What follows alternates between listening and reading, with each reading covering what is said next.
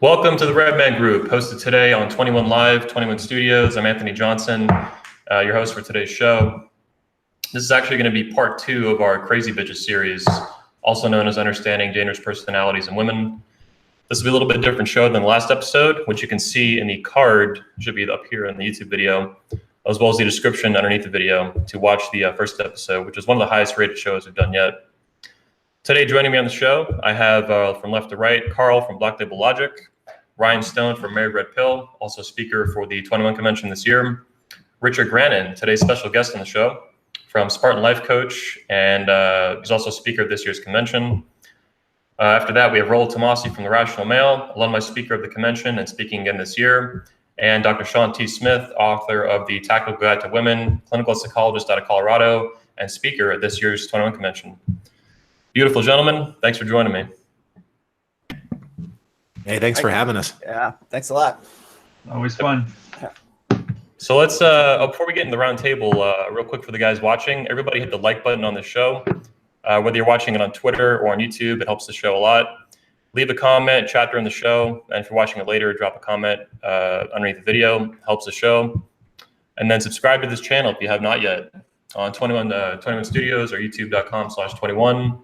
Also, in the video description, subscribe to the Redman Group new YouTube channel. It's a dedicated channel for the show that we need to build up to be able to live stream from it. So go subscribe, helps the show. And right before we get in the round table, we still have tickets to the 21 Convention 2018 of Orlando, Florida this October. We have 27 tickets left out of 175. So we're almost sold out, and you can get them in the description of this video or at the 21convention.org. That's .org, or through the speakers. They have links on their site in most cases. That's all I have for announcements, guys. What's going on in your lives? What's new? Carl, go. Well, I'll go first. Well, most people probably noticed I haven't written anything for the past couple of weeks. And that's not me being lazy. That's because I got distracted doing primary research, because I've been using a lot of secondary data from census bureaus, etc. So I've been doing some Tinder experiments just to kind of try and dial in my profile, because it started with, I was seeing Anthony was doing well, so I figured, hey, there's a lot of pussy being left on the table here that I'm not trying to get a part of.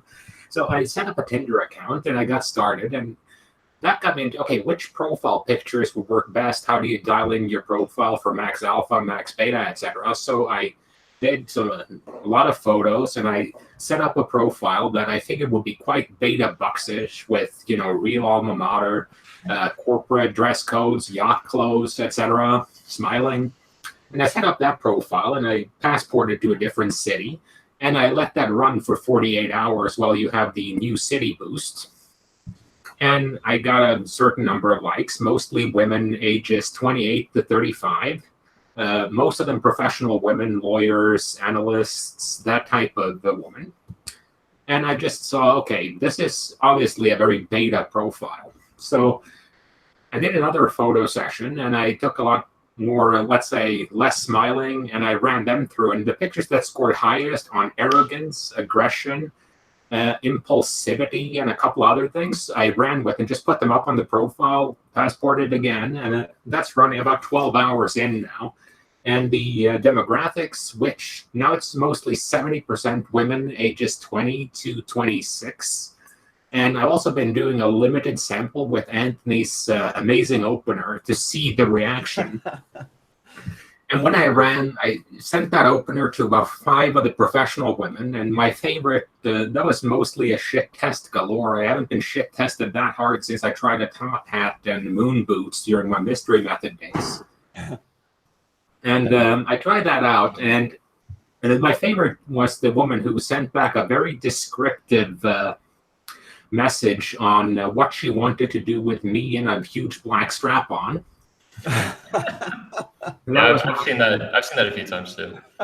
Yeah, that was my favorite one. But now with the new profile, I only sent it out to a couple of women so far, but it has 100% response rate. Wow.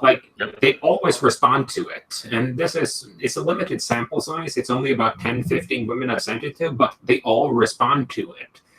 So you get a chance to try and convert it at least, but I've been having way too much fun to even start writing stuff down. I'm just tallying up data now. So I'm going to try some other differences just to see, okay, what happens versus the same picture, smiling, non-smiling, etc. And I'm going to write it all up to a blog post or 2 or 3.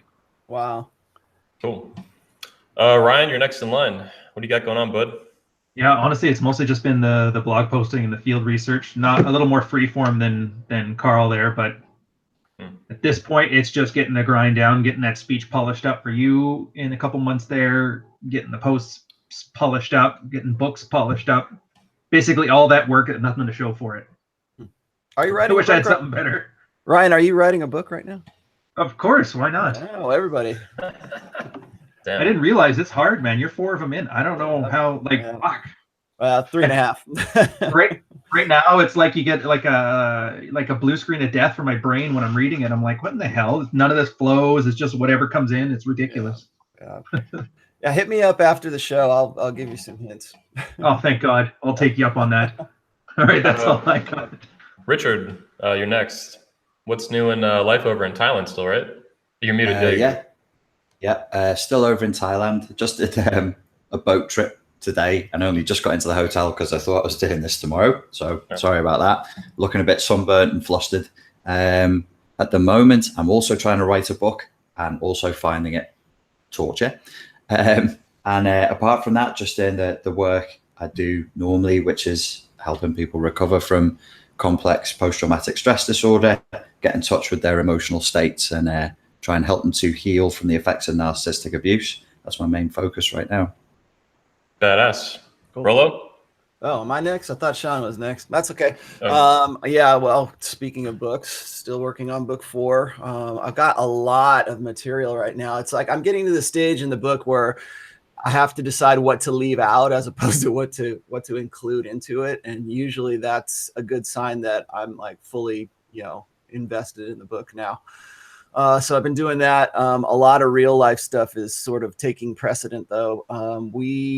Where I live is right in the center of all of these fires here in Northern California. So we have, I think the Mendocino fire is the single worst fire in California history right now. And I don't live in California. I live in Nevada, but all of that smoke and all of that ash is finding its way into Gardnerville, which is where I live. And Gardnerville was the single worst air quality. I mean, it was dangerous, hazardous levels of carbon monoxide in this area, which is usually very clear, very nice. I mean, the reason I moved here was because it was close to the mountains. I was close to Tahoe. I was close to the airport, so I could do work. It was a great idea back in November, and now I'm like wondering why the fuck I moved here. But why didn't you move back to Orlando, dude? Yeah, well, no it's fires. I tell you, well, you already know that I've got a house there too. I got a house here and I got a house in Orlando, and I was really considering picking up and leaving until it cleared up. But I've got dogs, and my wife's working and stuff, so I'm like, yeah, fuck it, I'll stick. I mean, all I'm doing really is just hold up in my studio writing as it is, anyways. Topic du jour this week, according to Rich Cooper, is the why you shouldn't date single mothers. And yeah, that was the topic of all the show yesterday when I went on with Pat Campbell, which is my weekly thing with him. And it was funny because that was only supposed to be like maybe the first 15-20 minutes of our talk yesterday, and it ended up just pretty much being the whole show. Simply because look who's here. Hey, interesting. All right. Donovan's in. Okay. We'll ask him what's going on here in a minute. But people in the chat are asking what's going on with Rich Cooper. He'll be back next week. He's on for the 18th.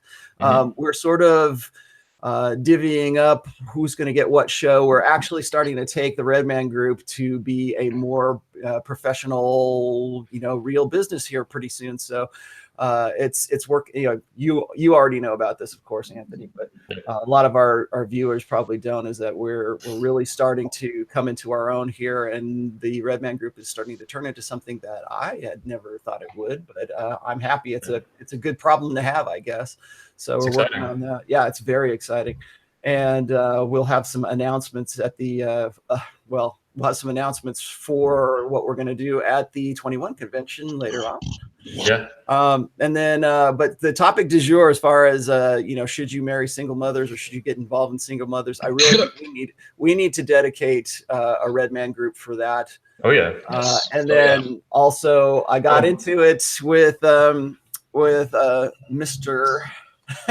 Mr. Donovan Sharp earlier this week, and I'll let him tell you what we were talking about. Let's actually let's up to Sean before we get to Donovan. Sean, how's it going? Yeah, things are going well. I was I was getting a good start on YouTube, starting to find my legs on that platform. I had to step away for a few weeks to take care of some stuff, but working on the next vision or the next video. And in case you guys question how devoted I am to my audience, I'm reading a gender studies textbook called Women's Voices, Feminist Visions. Oh man, I gotta watch this. Sounds like I have to hold this. Subscribe. Yeah, it's just a small part of the next video, but I wanted to, I like to establish definitions and foundations when I'm talking about something. I have to hold this thing with tongs like it's radioactive waste because it just burns my skin when I read it. But yeah, that's sort of where I'm at right now. Cool. Thanks for hopping on, Donovan. I'm surprised to see you on. I didn't know you were able to make it. Welcome. Yeah, I'm actually just making a cameo, man. Because I knew Rollo was going to talk a little bit about. We're actually getting ready to check out of this hotel. We're in downtown Atlanta. I'm actually looking at the old Atlanta Fulton County Stadium, and I'm across from where Muhammad Ali famously lit the torch in the '96 Olympics. So yeah, down here visiting my family. I figured I'd jump in and chime in. But yeah, what Rollo and I talked about is this two-part documentary on black men who are leaving the United States to go to Brazil, and black women ain't here for it. They're mad about it. And it was like when you watch this stuff, it is, and I don't think this is just a black thing. I think that this particular documentary is indicative of the prevailing attitude with all men in America. It's just that black women happen to be, it's almost like they elevate their fuckery. They cheat the most. They cheat with the most people. And a lot of guys say, well, white girls have more options. Yeah, that may be true, but black women can't keep their legs closed for anybody because, just because of their lack of options. But it was a great discussion, man. We had a lot of good phone calls on it. But just wanted to jump in, say hi to you guys, and let you guys know. Of course, I'll be back next week, and we'll get this thing going business as usual, man. Thought I'd drop in and say what's up. Cool. Yeah. Thanks for hopping on, man. Yeah, we stirred the shit pot this week for sure. Yes, sir. Between me and Rich and me and Donovan, we stirred the shit pot this week. I'm so surprised. Take care, guys. I'll see you soon. Yeah, see you, Donovan. All right, Donovan. So for today's show, the topic is part 2 of the Dangerous Woman series. I don't know if there'll be a part 3 ever or soon. Who knows? But I figured this episode would be pretty good to dive into other topics or other components of that topic set that we didn't get into last time. So like in the last time we did this show or this series, we focused on symptoms and what it's like to be in that relationship, that experience. But in this one, I wanted to focus much more on what happens before the fact, like how those relationships form, these toxic relationships, and then what happens after the fact, how they end, why they end, how to move past them, how to heal. And I think each panelist today, everybody on the panel has their own, not only experience with that, but also advice and perspective on it. Ryan, I think, is a really good example as a moderator at Married Red Pill. Not every guy marries a BPD, obviously, but enough men do to where they end up there. And then from there, everybody else has their own experience and stuff like that. So let's start first, I think we should start first on how these relationships form in the first place. And maybe an easy segue would be the blue pill. The blue pill as a setup to getting into these kind of relationships with these women kind of like, digging their claws into those belief sets. So for the viewers who aren't familiar with that, Rollo, did you want to kind of hit on that? Oh yeah, sure. Well, I mean, I kind of have to relate it to my own experience because when I was with my own BPD woman, I was probably as blue pill as you could get. I had gone from being a really kind of blue pill kid in high school, and then in my semi-pro rock star days when I was in the Hollywood metal scene back in the late 80s and early 90s.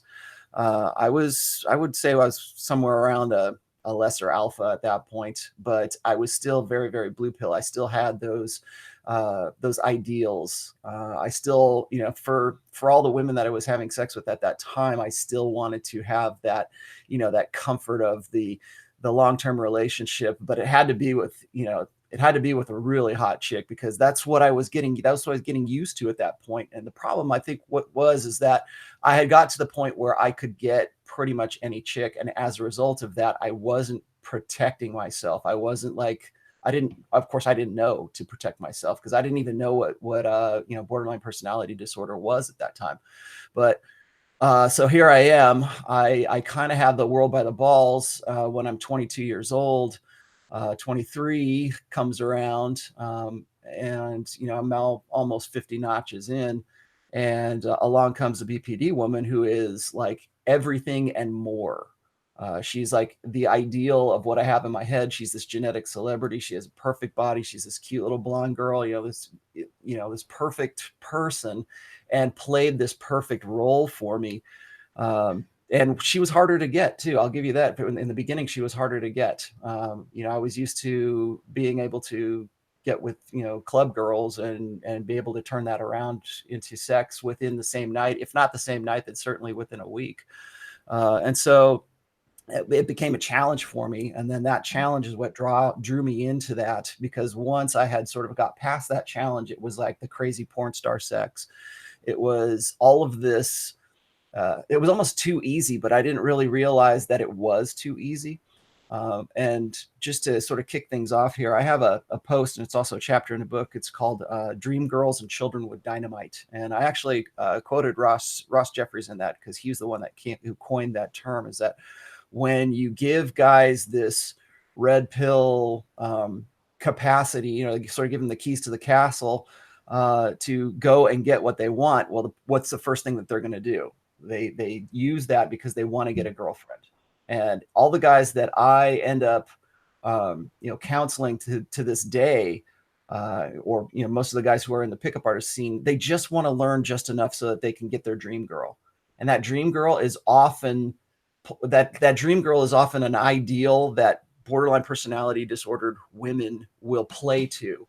So not only can you go get those chicks, but you open yourself up to, I think, over investing in them. And so they end up becoming a one-itis, and you don't learn those things. You don't, if you don't internalize the red pill, if you don't internalize that awareness, you open yourself up to a lot of potential pain and a lot of potential disaster. So when you get to the point like where, let's just say you're a blue pill guy, and you're used to isolation, and you're used to rejection, and you're used to you know, approach anxiety and all this stuff, and then suddenly you get all of these skills and you just learn them by rote memorization. It doesn't really you're not really becoming the red pill, you're just sort of playing the act of the red pill. And then you move from that rejection and that kind of loneliness to all of a sudden getting girls, or getting girls that are of a much better, you know, caliber than the ones that you were used to before. And so now you go from just sort of getting like 5s and 6s to maybe getting 7s and 8s, maybe an occasional 9, and you're learning how to do this. Well, the problem is that when you do that, if you're not red pill aware enough, you're going to end up, you know, getting into a situation with a woman where she is going to see that you aren't what you're advertising yourself to be. So you're advertising yourself as being this in control, a guy who just gets it. You're advertising this idea that you are red pill aware, and that's who you are and what you are. And then when you get into a long-term relationship with those women, then they realize that they've been tricked, right? That their hypergamy, their hypergamous filters didn't catch you before she invested in you. And there's that I could probably write an entire, I think I probably have written an entire essay about how women's hypergamous filters is like an existential doubt. It's an existential fear for them. It's like they don't want to be tricked into investing in a guy who is not who he says he is. I mean, to the point where they're ready to write legislation that will make a man legally accountable for representing himself as who he actually is in a dating situation. We're already seeing stuff like that, but that's how important that shit is. And so when these guys get into these relationships and they're still blue pill, they open themselves up even more so, I think, for a woman who is manipulative, a woman who plays these games, a woman who has these disorders. And this is why I advocate against, sticking with these women, because a lot of guys will, I think in the last show we were talking about how they were like, well, can you manage them? Can you just stick with them and enjoy all this great sex? And can you just manage them from a red pill perspective? Dude, and I've routinely gotten comments of people that said I should have stayed with Medusa, or turned her into a porn star and all this stuff. Right. And sometimes you think they're kidding, but sometimes they're not. Well, they're dead serious. It's like are there guys who could probably do that? Yeah, I'm sure there are, but it ain't you. Okay. I don't want to do it. Do you want to put that kind of investment in there? So I think that when you are a blue pill guy, or especially if you're a red pill and you're just becoming aware of this, but you're still clinging, or you're more purple pill and you're still clinging to those blue pill ideals, and then you still have that red pill awareness enough to sort of get yourself into trouble with women exactly like this. Because when you go from being blue pill to being red pill, and you get cocky and you're using amuse mastery and you're using all this stuff that goes along with red pill awareness, you are actually encouraging that kind of woman to come into your life, because she thinks you have your shit together. She sees you as an easy mark, but you're also playing a game that she wants to play. She wants that guy who's going to be dominant, and who's going to be, put her in her place, and who's going to take care of her, and she's going to fuck like a porn star. But then when you get into those long-term relationships, that's when you're in trouble, because she figures out who you are, and that hypergamous filter knows that it's been tricked, and that creates even more rage and more jealousy, and all of the worst aspects of a BPD come out because you misrepresented yourself. So that's why I say it's way more dangerous for blue pill guys to get involved. I also feel too that hypergamy is hypergamy. Because a woman has a personality disorder doesn't mean she's not hypergamous. Mm-hmm. I mean, in my understanding of it, at least the way I understand it on a personal level, is like women who have these disorders or anything approaching that, their hypergamy can never be satisfied. They're like a wild animal, like we talked about last time. There's never enough alpha. So no matter how alpha you are, it's like the bar always gets raised. The shit tests never stop. Carl's talked a lot about this on his blog, actually, very well. That the shit tests are literally endless. They never ever stop. Yeah, and these are the guys who get into this situation. I think everybody, once in a while will say, well, how did this rock star, why did he hang himself? Or what about this guy over here, this movie star? Or why would Anthony Bourdain, hang himself, right? Well, he got in, first of all, he was suicidal. Second of all, the guy was very blue pill.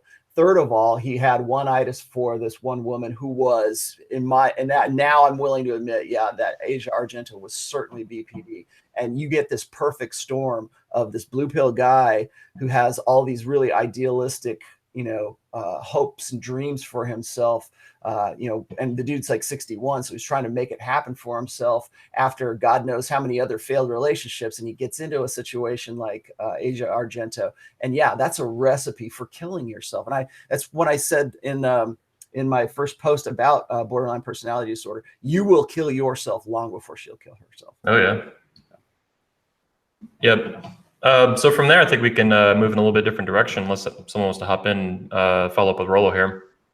Well, I just wanted to comment on something Rollo said there. And I think one of the things with the hypergamous filter, I was reading a book by some chick that I don't remember that was dealing with how women get into relationships. And one of the things she said, every woman has a detective in her brain that's trying to kind of dig at and figure out, who are you? And this is why social proof works so well, because if you're surrounded by other women, she knows that you've been vetted by them. But another thing with that is a lot of the guys who just adopt the behaviors, they will set the bar really high. It's something I call Neil Strauss syndrome, where they know all the correct behaviors, they know exactly what to do, but they haven't really worked that into their default responses. So once they get into a relationship, they're not able to keep up the performance 100% of the time, because what they're doing is an actual performance.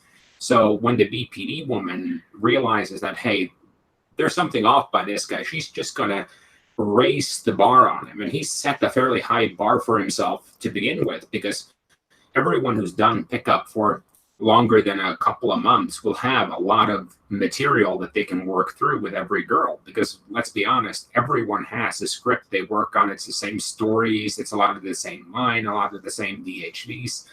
So once he runs out of material, he's not able to come up with new material. Whereas the BPD woman, she can keep the act up for a year or two just because she will just make shit up.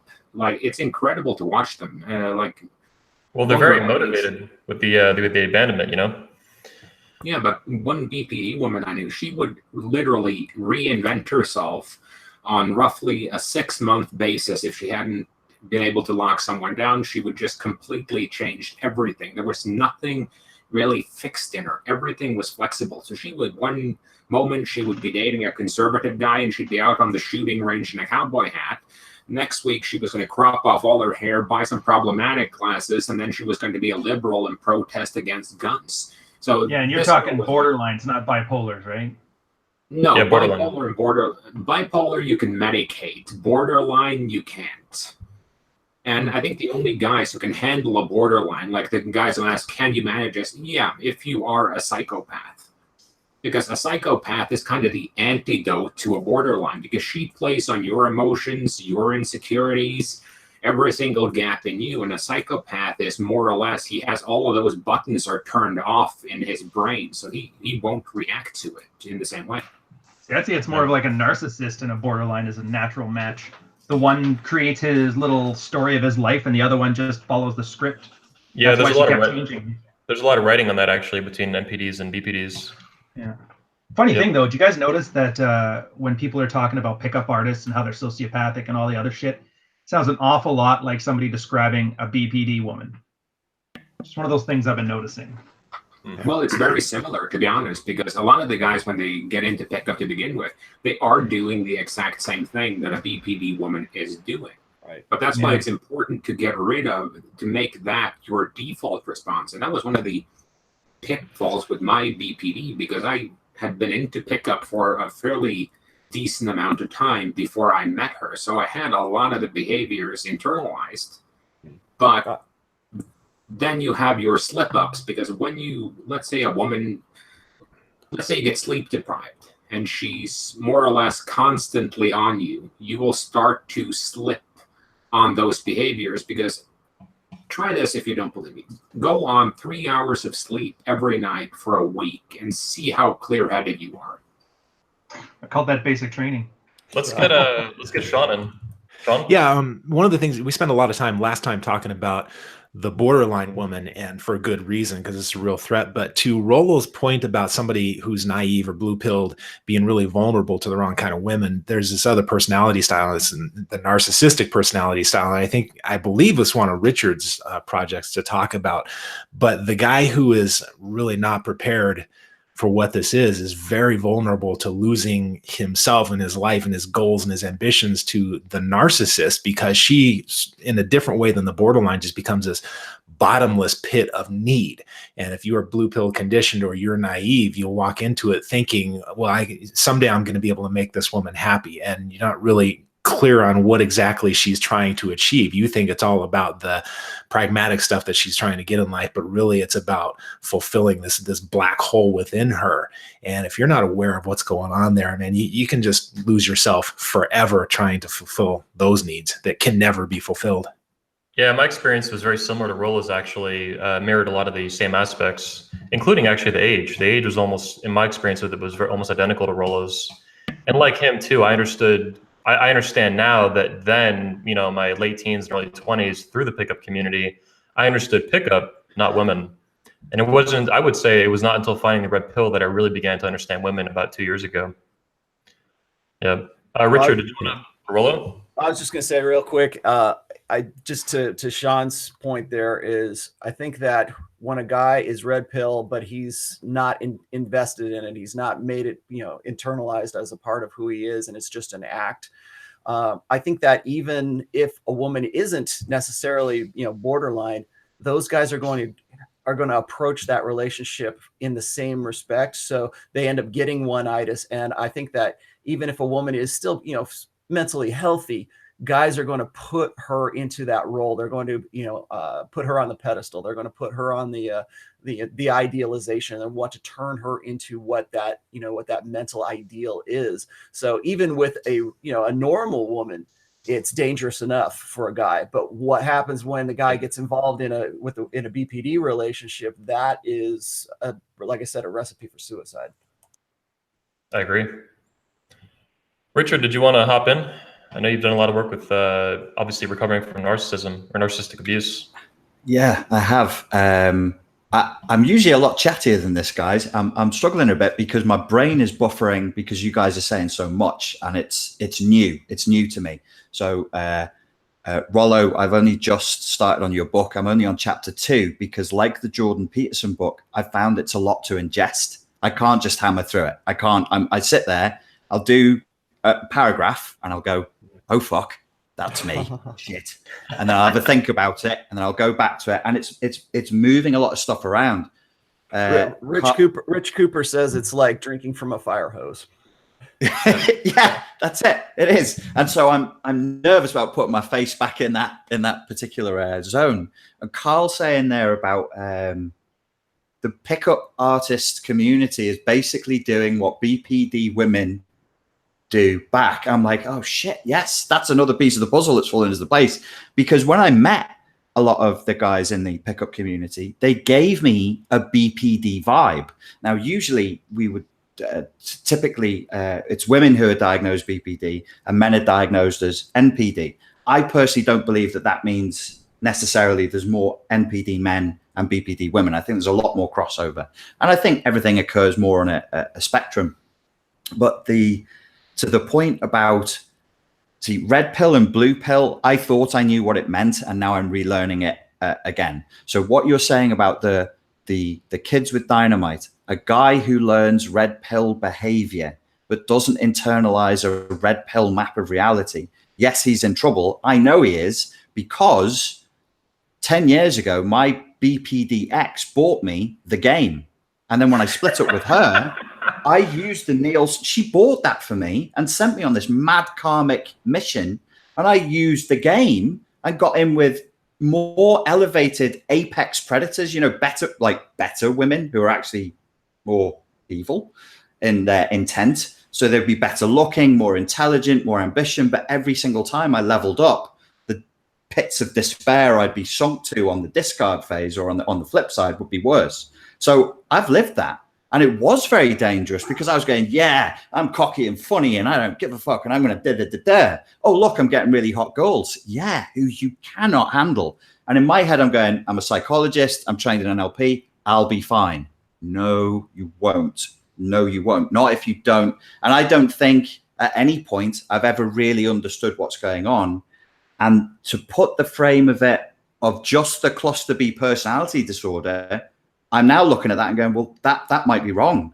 So we might be looking at a situation where a girl's dating strategy or short-term mating strategy basically forms as a kind of context-specific temporary BPD because they're too close to not make that comparison.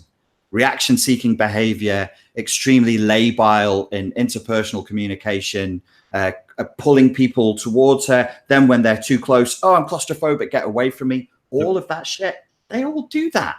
And that is, if you were a clinical psychologist, as Sean is, you tick the boxes. You go, okay, self-harm, self-destruction, really, really unhappy, addictive patterns of behavior, labile interpersonal emotions. This person has BPD. So I'm wondering, and I'm just wondering, it's conjecture, I don't have a theory on this. Is there a case for saying there's a kind of context-specific histrionic borderline phase that every woman kind of passes through that is related somehow to Rollo's hypotheses around their hypergamy? I'll shut up now. Carl? Yeah, what I wanted to say here is one thing I've usually said is the reason why it's so hard to diagnose women with BPD, in my opinion, especially as a layperson, is that they're just normal women with everything cranked to 11. Like a normal woman has every single behavior, more or less, that a borderline has, just at the lower volume. So let's say a borderline woman may go on a 3-week cocaine binge following a rock band around Southern California in their van bus doing gangbangs. A normal woman might go out after breaking up with her ex, drink 3 bottles of wine, and then end up banging 3 guys in 3 days. So it's the same behavior, it's just at a different volume. And I wanted to touch on the boxes versus behaviors because a lot of guys get stuck into this. Well, is she really BPD? Is she really NPD? Is she ASPD? And they end up in this loop where they're sitting there and they're reading diagnostic criteria and they're trying to check boxes and they're reasoning, well, you know, she did go on that binge, but then again, she hasn't been on a really bad binge for the last couple of days. I'm not sure if I'd say she's that labile, etc. And Joe Navarro pointed this out in his book, Dangerous Personalities. It doesn't matter if she checks 3 boxes, 8 boxes, or 12 boxes. If she has 3 behaviors that are highly problematic, that's enough. Like if she has some paranoid traits, some NPD traits, and some BPD traits, she might not be able to get diagnosed, but she's going to be hell on fucking wheels. Yeah, she's going to make your life worse. One thing I wanted to add was an analogy, which is, I think, appropriate after Carl speaks. Carl, let me know what you think. You're the grader on this. A theory I've had lately is that, like we've been talking about children with dynamite, the purple pill, the blue pill, even with regard to these women, I almost see them as like a fire, and pickup tactics are like throwing lighter fluid on the fire. Maybe it'll be fun and you'll have like crazy sex with them, or maybe you'll just burn your hand off if you add too much. So yeah, it's just like, to me, it's like these women are like on fire. And there's various analogies. Rollo's had picked some great pictures like this actually for his blog and some posts related to this, I think. Right. And that's really what it's like to me. It's like a fire that you're adding stuff to. All the pickup tactics, all these narcissistic things. I mean, it's a good game, but when you mix it with the person with the real disorder, it's like you're literally playing with fire almost. And they don't think that they're doing it. That's the problem. Is like blue pill guys, when they ape the behaviors of, red pill, pickup artistry, and they get the results that they want, they don't understand that that's what they're doing, is that they're throwing gasoline on that fire already because of that. And then when they think, because they're still attached to those blue pill ideals, when they think they can let their hair down, when they think they can, let their guard down and, be vulnerable and trust trust this girl and have something, perfect and pure with her, that's when the claws come out. And because that's not what she wants, that is just confirmation to her hypergamy that you aren't the guy that she thought that you were. I also wanted to say real quick is I'm watching the chat a little bit here, but one of the things that a very common criticism, I think, is guys will like to say, well, all women are like this. All women have this kind of psychosis, or they just have varying degrees of this, being neurotic, I guess. That I think that's one of the reasons why people sort of downplay dangerous women, or because first of all, we live in a feminine centric, gynocentric, feminine primary social order right now. So saying anything bad about the feminine or unflattering, it doesn't matter how true it is, saying anything unflattering about the feminine, first thing anyone's gonna say is, well, men do it too, and it's like, well, that's not really what we're talking about here. But I understand that, and it's really, I think that's one of the reasons that it's so hard to diagnose, because I think we want to jump to those conclusions. It's like saying a guy has like Asperger's syndrome, even though he probably doesn't, but we say he's a Spurg or something. And it's like, well, you're only saying that because that's sort of like the disorder du jour for this, this century, I guess. And we want to ascribe those behaviors to that particular disorder. And so that's one of the reasons that I think guys have such a problem really determining whether their girlfriend has, a borderline personality disorder, or if she's just acting as a, neurotic woman, right? So where does that, where does the, maybe Sean can sort of clarify this, but like, where does the normal inconsistencies and insecurities in a woman end and borderline personality disorder begin? Well, I think it begins and ends with that fear of abandonment that drives them all. But as far as learning how to detect it, it sounds like everybody in the room here has had some kind of experience with borderline. And I think if I was a young guy starting out, because Rollo, yeah, you had the world by the balls when you were 22. I was the other way. The world had me by the balls, and I was trying to figure things out. I understood women actually more than I understood game. But that aside, I think one of the ways, if you're a young guy starting out, one of the ways to get a sense for keeping yourself safe is, number one, to listen to this kind of conversation, read as much as you can, but then you got to have some experiences, because when it comes to detecting that personality disorder, there's really nothing that outweighs just that gut feeling that you get that something isn't right. And like I said, a lot of these guys have had experiences in this room, and I've had some god-awful clinical experiences with borderlines. And I swear, if there was one walking down the street out here, I would get a tingle down my spine, because I can just feel it. And that's really where you need to get, is when you feel like, yeah, this woman's a little nutty, but this is turning into, she's using people around her to accomplish something for herself that is really dark. And you just get that vibration down your spine that says, I got to get the hell away from this woman. You got to listen to that, because there's been some interesting research on intuition, and how intuition is not this thing that belongs in the domain of women. It's something that we all have, but men learn to tamp it down. And the thinking of the way it works now is that you process information on a couple different levels. We have this verbal level, and then we have a nonverbal level. And one of the things our brain is constantly doing is taking in all this information and filtering out things that it sends up to verbal awareness. But then there's all these little things that are nonverbal that our brain speaks to us through feelings and into what we feel is intuition. And so, guys, get comfortable with listening to that when a woman's giving you the willies. All right, I'll stop now. Carl? Well, I just wanted to, I shared this story with you, Anthony, but I keep kind of a demilitarized zone around my house. So that's a zone where I won't hit on women, just for the sake of, I don't want to have drama if I go to the coffee shop, or if I go to the grocery store or something like that. So a bit like a serial killer, I don't kill anyone within, a mile of my house. But the story was that there was this girl at the grocery store that I thought was really cute, and I was going to get her number, but I got this kind of vibe in my head. There's something not quite right here, so I'm just not going to do that.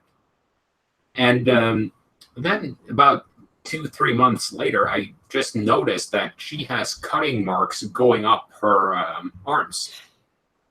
And I didn't notice that. Well, I hadn't seen that before, but that was just one of those signs. Like, if a woman has self-harming marks, that's probably a woman you don't want to play with that fire. And I think with training, you can learn to spot it, but you just get that feeling that something is not quite right here. And men are very good at rationalizing it. Well, yeah, something's wrong with her, but she will sleep with me, so I'll just put all that in a nice little box over here on the shelf while I'm having sex.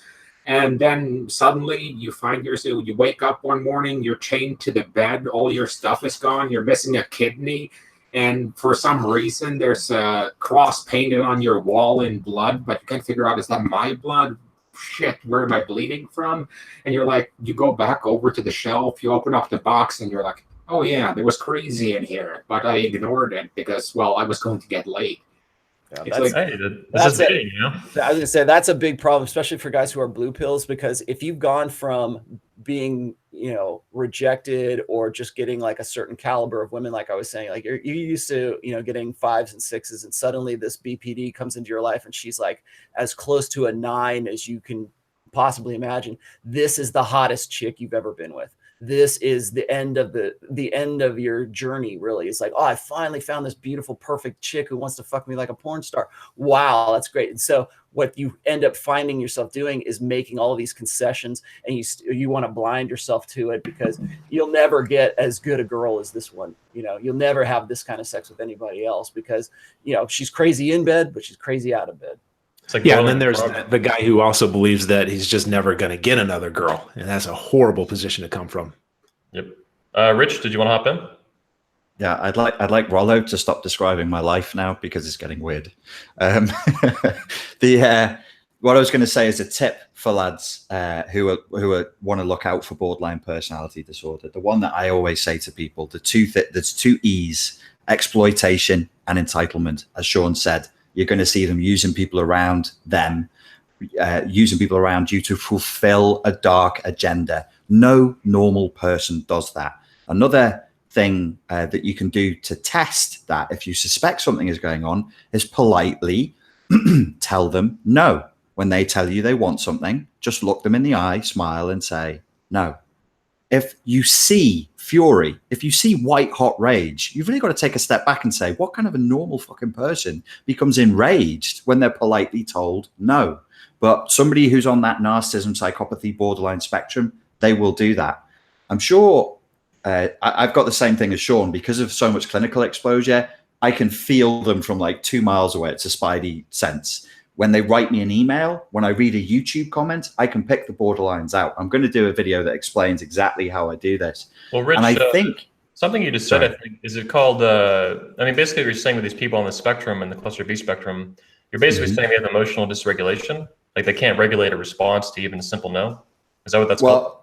Yeah, all of them suffer from intense emotional dysregulation, and any intelligent people watching will say, well, what about psychopaths? That flatlining of emotion is still classed as emotional dysregulation. No normal human being should feel nothingness all the time.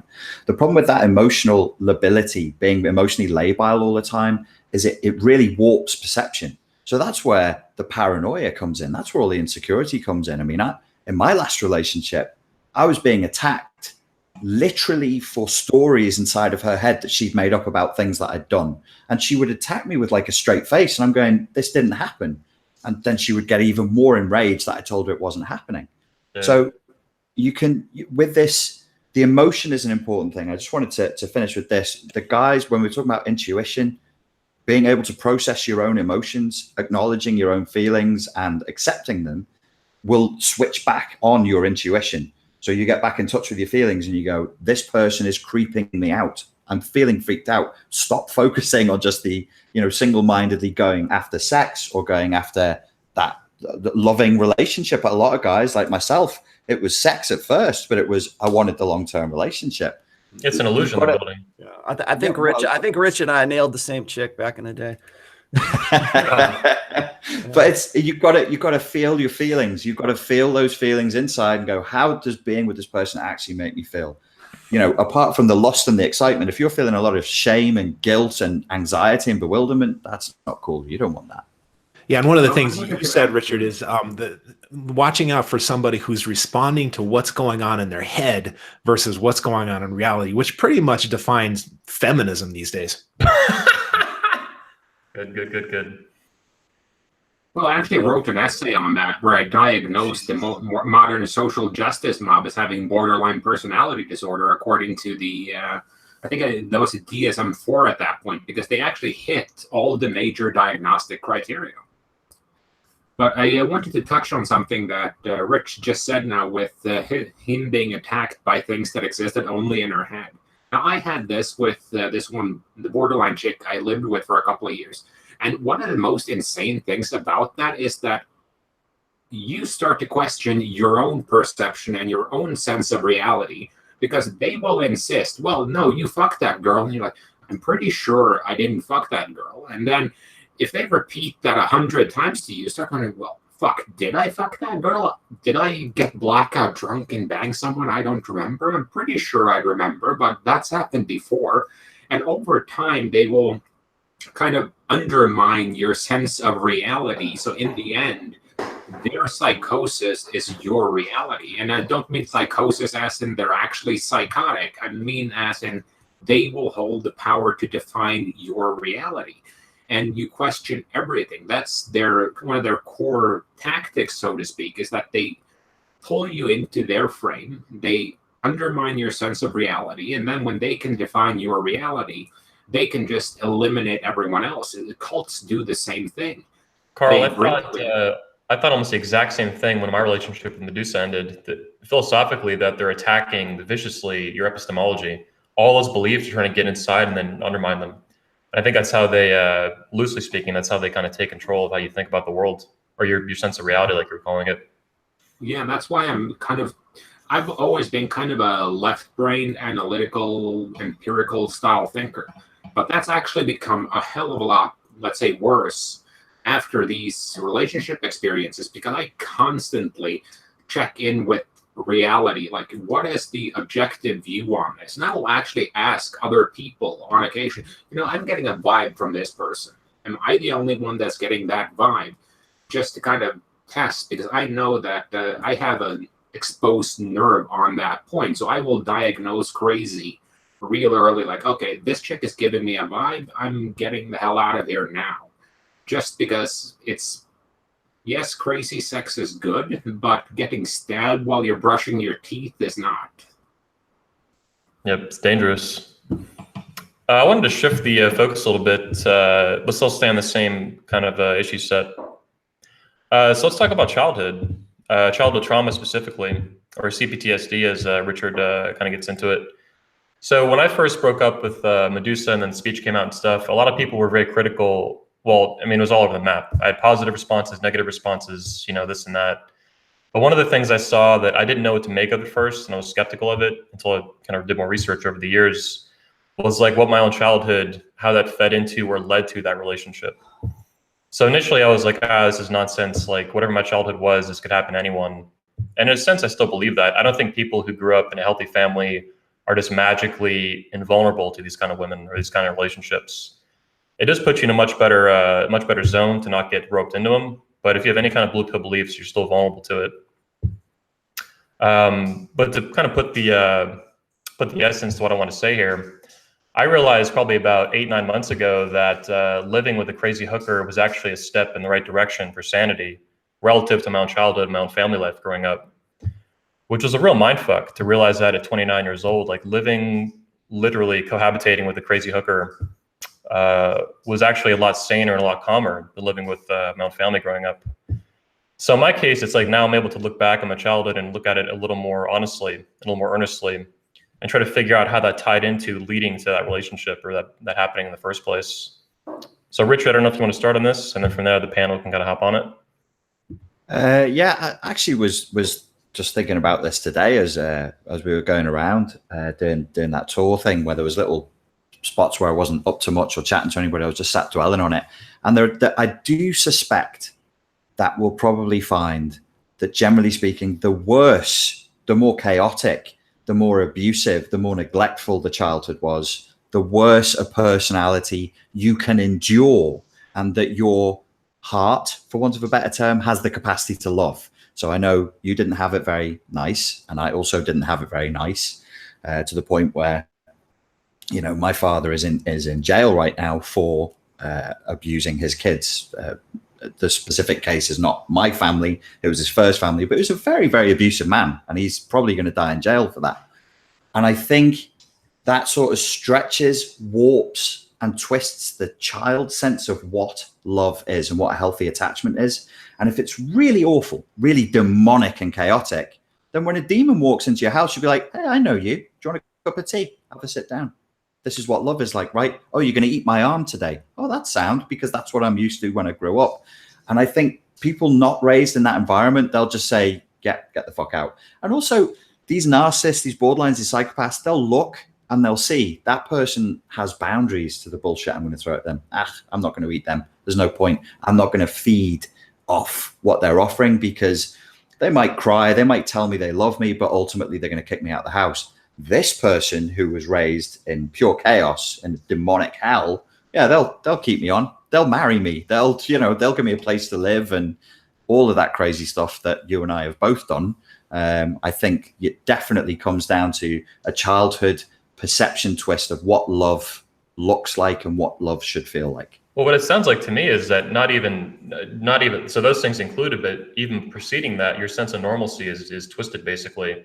Because I mean, in my case, I was surrounded by constant violence and alcoholism and stuff like that, all kinds of crazy shit.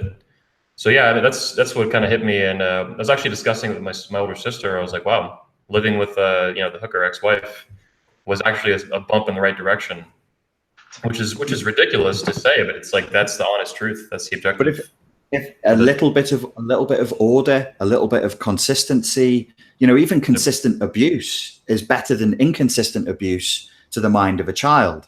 And of course it might be too touchy-feely, for some people, but I really do believe we are carrying a child inside of us, and our inner child perceptions affect that. And they go, well, you know, if you're still carrying wounds and you feel lonely and you feel insecure, yeah, this girl is abusive. Yeah, she makes me feel like shit sometimes. But, you know, Monday, Tuesday, Wednesday is not too bad. It's just the rest of the week when she's clinging to the ceiling, vomiting black blood into my face.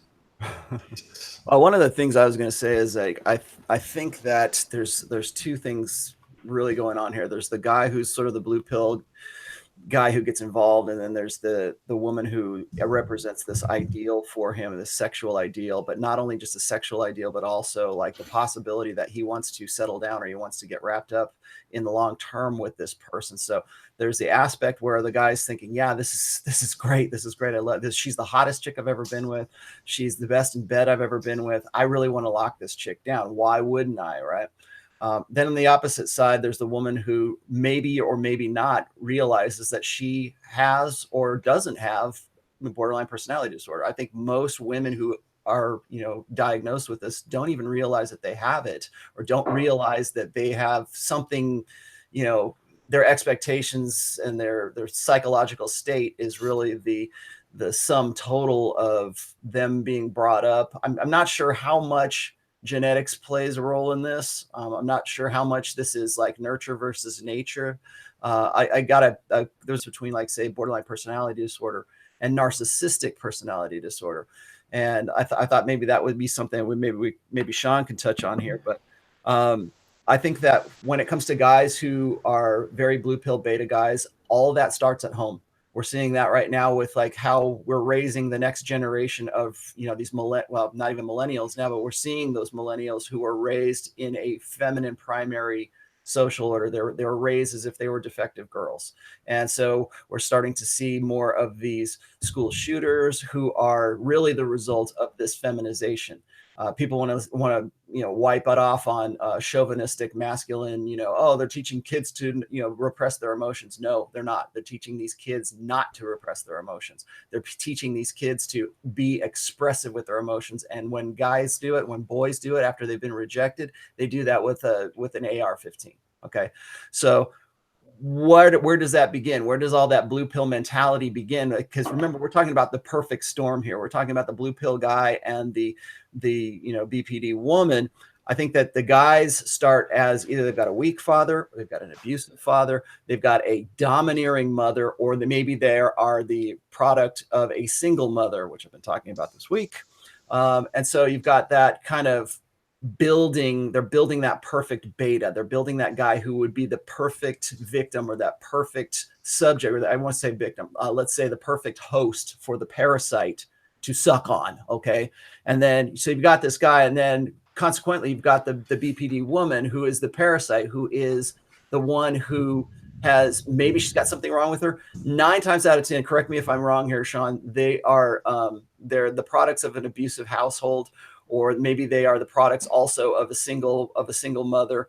And then I would also throw in there that if there's a narcissistic element to it, which I think there is, I think that a lot of that is the result of us coming up in an age where we are deferring to women. We're just putting womankind and the sisterhood above everything else.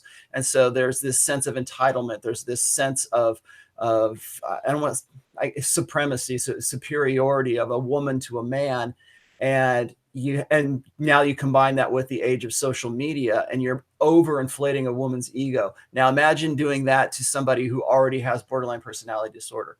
You have borderline personality disorder, then you've got a little bit of narcissism, and then you've got the whole social media overinflation of that ego, all combining to create almost like this super predator of a borderline personality woman. So what do you think about that?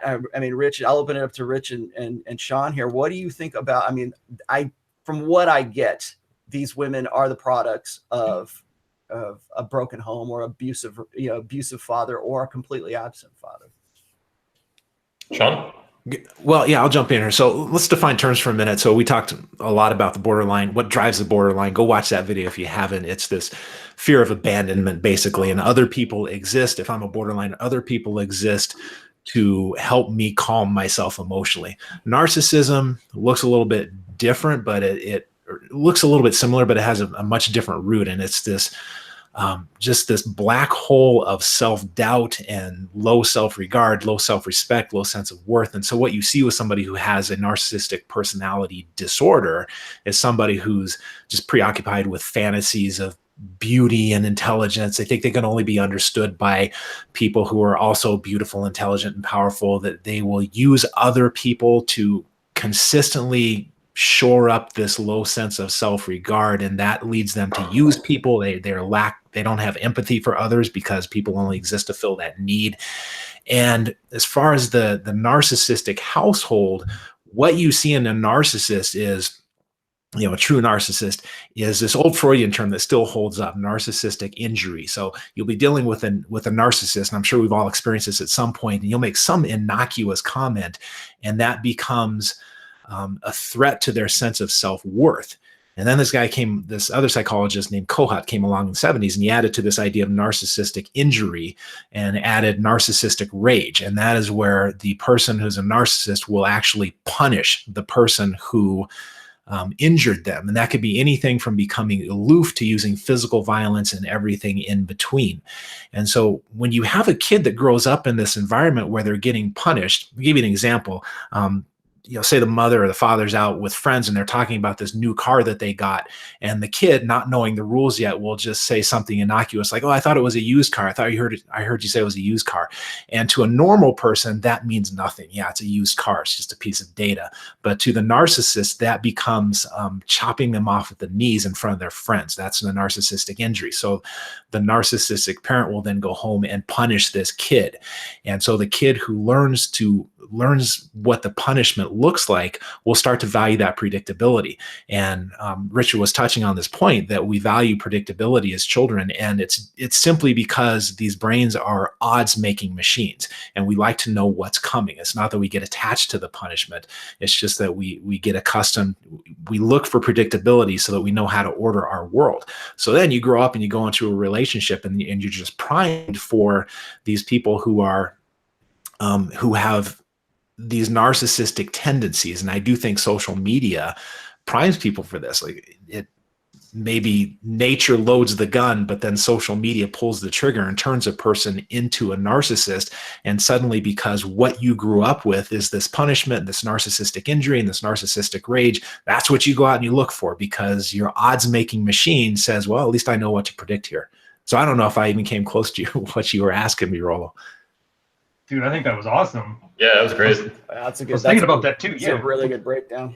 Rich? When you talk about narcissism, it's that big the story. They have that just one-man story in their head, and just getting in the way of that can be dangerous. Well, I think it also sort of plays into, what I talk about when I go into the innate solipsism of women. That's one more element I think that needs to be added to this, is that, if you read my books, you read what I get into when it comes to solipsism. I use the word solipsism rather than like narcissism for a very specific reason, because what it is that women have evolved to think that everything revolves around them, and they have to do that because that was a survival instinct in our evolutionary past, where they have to believe that everything affects them and that anyone outside of them is only feeding into what their existential experience really is, because if they don't survive, and their offspring don't survive. And so take that and add that to what I was just saying before about, an abusive background, a narcissistic, predisposition, social media inflating an ego, and now add,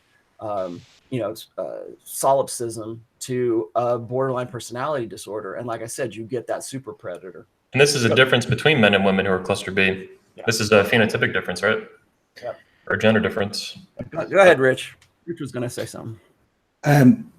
Just that there are certain traits, and I'm sure I could sit and chat with Sean for ages, and we could probably come up with a few more that most people would agree should be listed in the DSM, but they're not. Solipsism isn't, and my mind is boggled that it isn't, because we know very well that both narcissists and borderlines can't just take true feedback from the outside in. The narcissist is going to take it, as Sean just said, as narcissistic injury and respond with narcissistic rage. The borderline will take it as an affront and a threat and respond with a talionic punishment.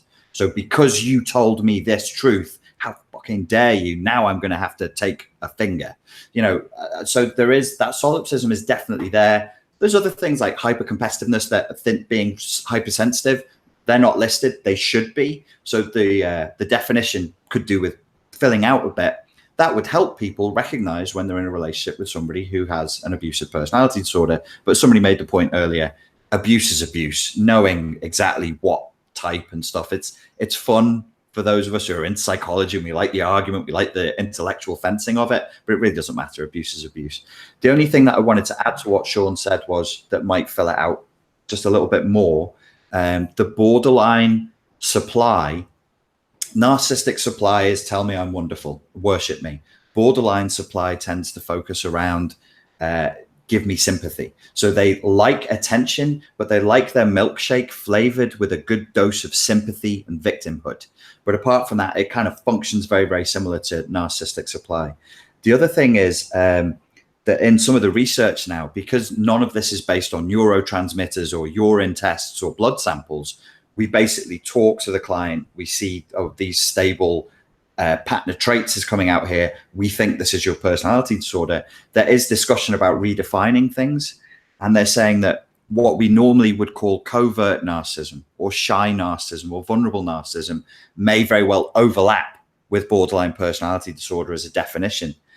And the difference between the two, and this might be useful for people trying to figure out which way is up if they're in a relationship like this. If you have a grandiose classic narcissist, they want narcissistic supply and they find it easy to get it. They find it easy to get their narcissistic supply. The shy or vulnerable or possibly borderline personality disordered, they want narcissistic supply, but that supply is flickering. And to the extent that it comes and goes is the extent to which their confidence flickers in and out of reality. So that might be of use. I got a quick question for you, Rich. You use this, and I think people want to hear your story about your personal experience, but you use this phrase I hadn't heard before. You were talking about narcissistic punishment, and then you said borderline punishment. You said something like talionic punishment. What did you say? Yeah, talionic punishment. What is that? It's I can't remember the original Greek. You know, it's all Greek, isn't it? It's always a Greek. Teleology, in the branch of philosophy. Is it a branch of philosophy? So you're referring to shoulding, or basically what you should do, teleology? No, talionic punishment. Deontology. That's what ontology? That's deontology, rule-based ethics. Oh. Sorry to interrupt. It sounds like I thought you were saying something else. I misheard you. Please continue. What's the idea of talionic punishment? That if that it's an eye for an eye, basically. But talionic punishment would be an eye for an eye and a tooth for a tooth. But you should add, obviously, in the borderline or narcissistic world, if you take one of my eyes, I'm going to take two of yours and your kid's eyes as well, because you need to fucking know. Because that's the punishment is never. So it should be called like super talionic punishing, really, or super talionic punishment. Yeah, I like it. So somebody, did you want me to give my story of my relationship with the BPD? Was that the question? Yeah, I think it's a hot issue. Everybody's curious. We want to know the story. Where's the dirt, dude? I want to see if we dated the same chick. Oh no. Was she a Chinese Malaysian from Liverpool? No. Blonde hair, blue-eyed. There's kind of variations. Well, the first really, dear me, I've never really talked about this in public. The first one was somebody who was a dancer, and that was her job, was being a dancer. Not quite a stripper. She was a nightclub dancer who danced on the podiums, and she was a nice looking girl and very chatty, very, very confident and outgoing. I think Rollo said something about it all being way too easy in the beginning.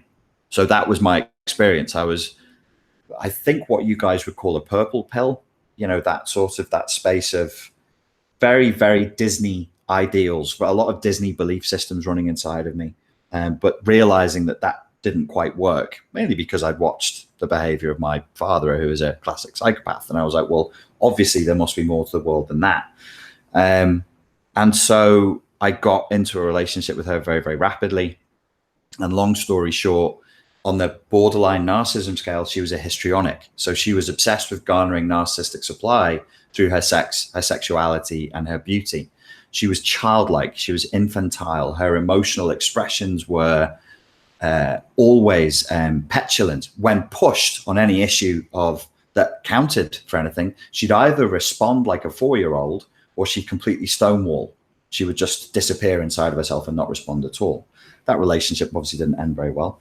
And then my second go around on the magic merry-go-round of delights, I decided to date a full-blown Cenobite, a dark triad, psychopath, histrionic, borderline, and overt narcissist.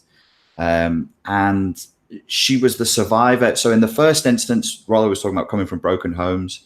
They were immigrants who'd moved to the UK, and the father left them after 2 years of them moving to the UK, and he went all the way back to Asia, complete abandonment issues.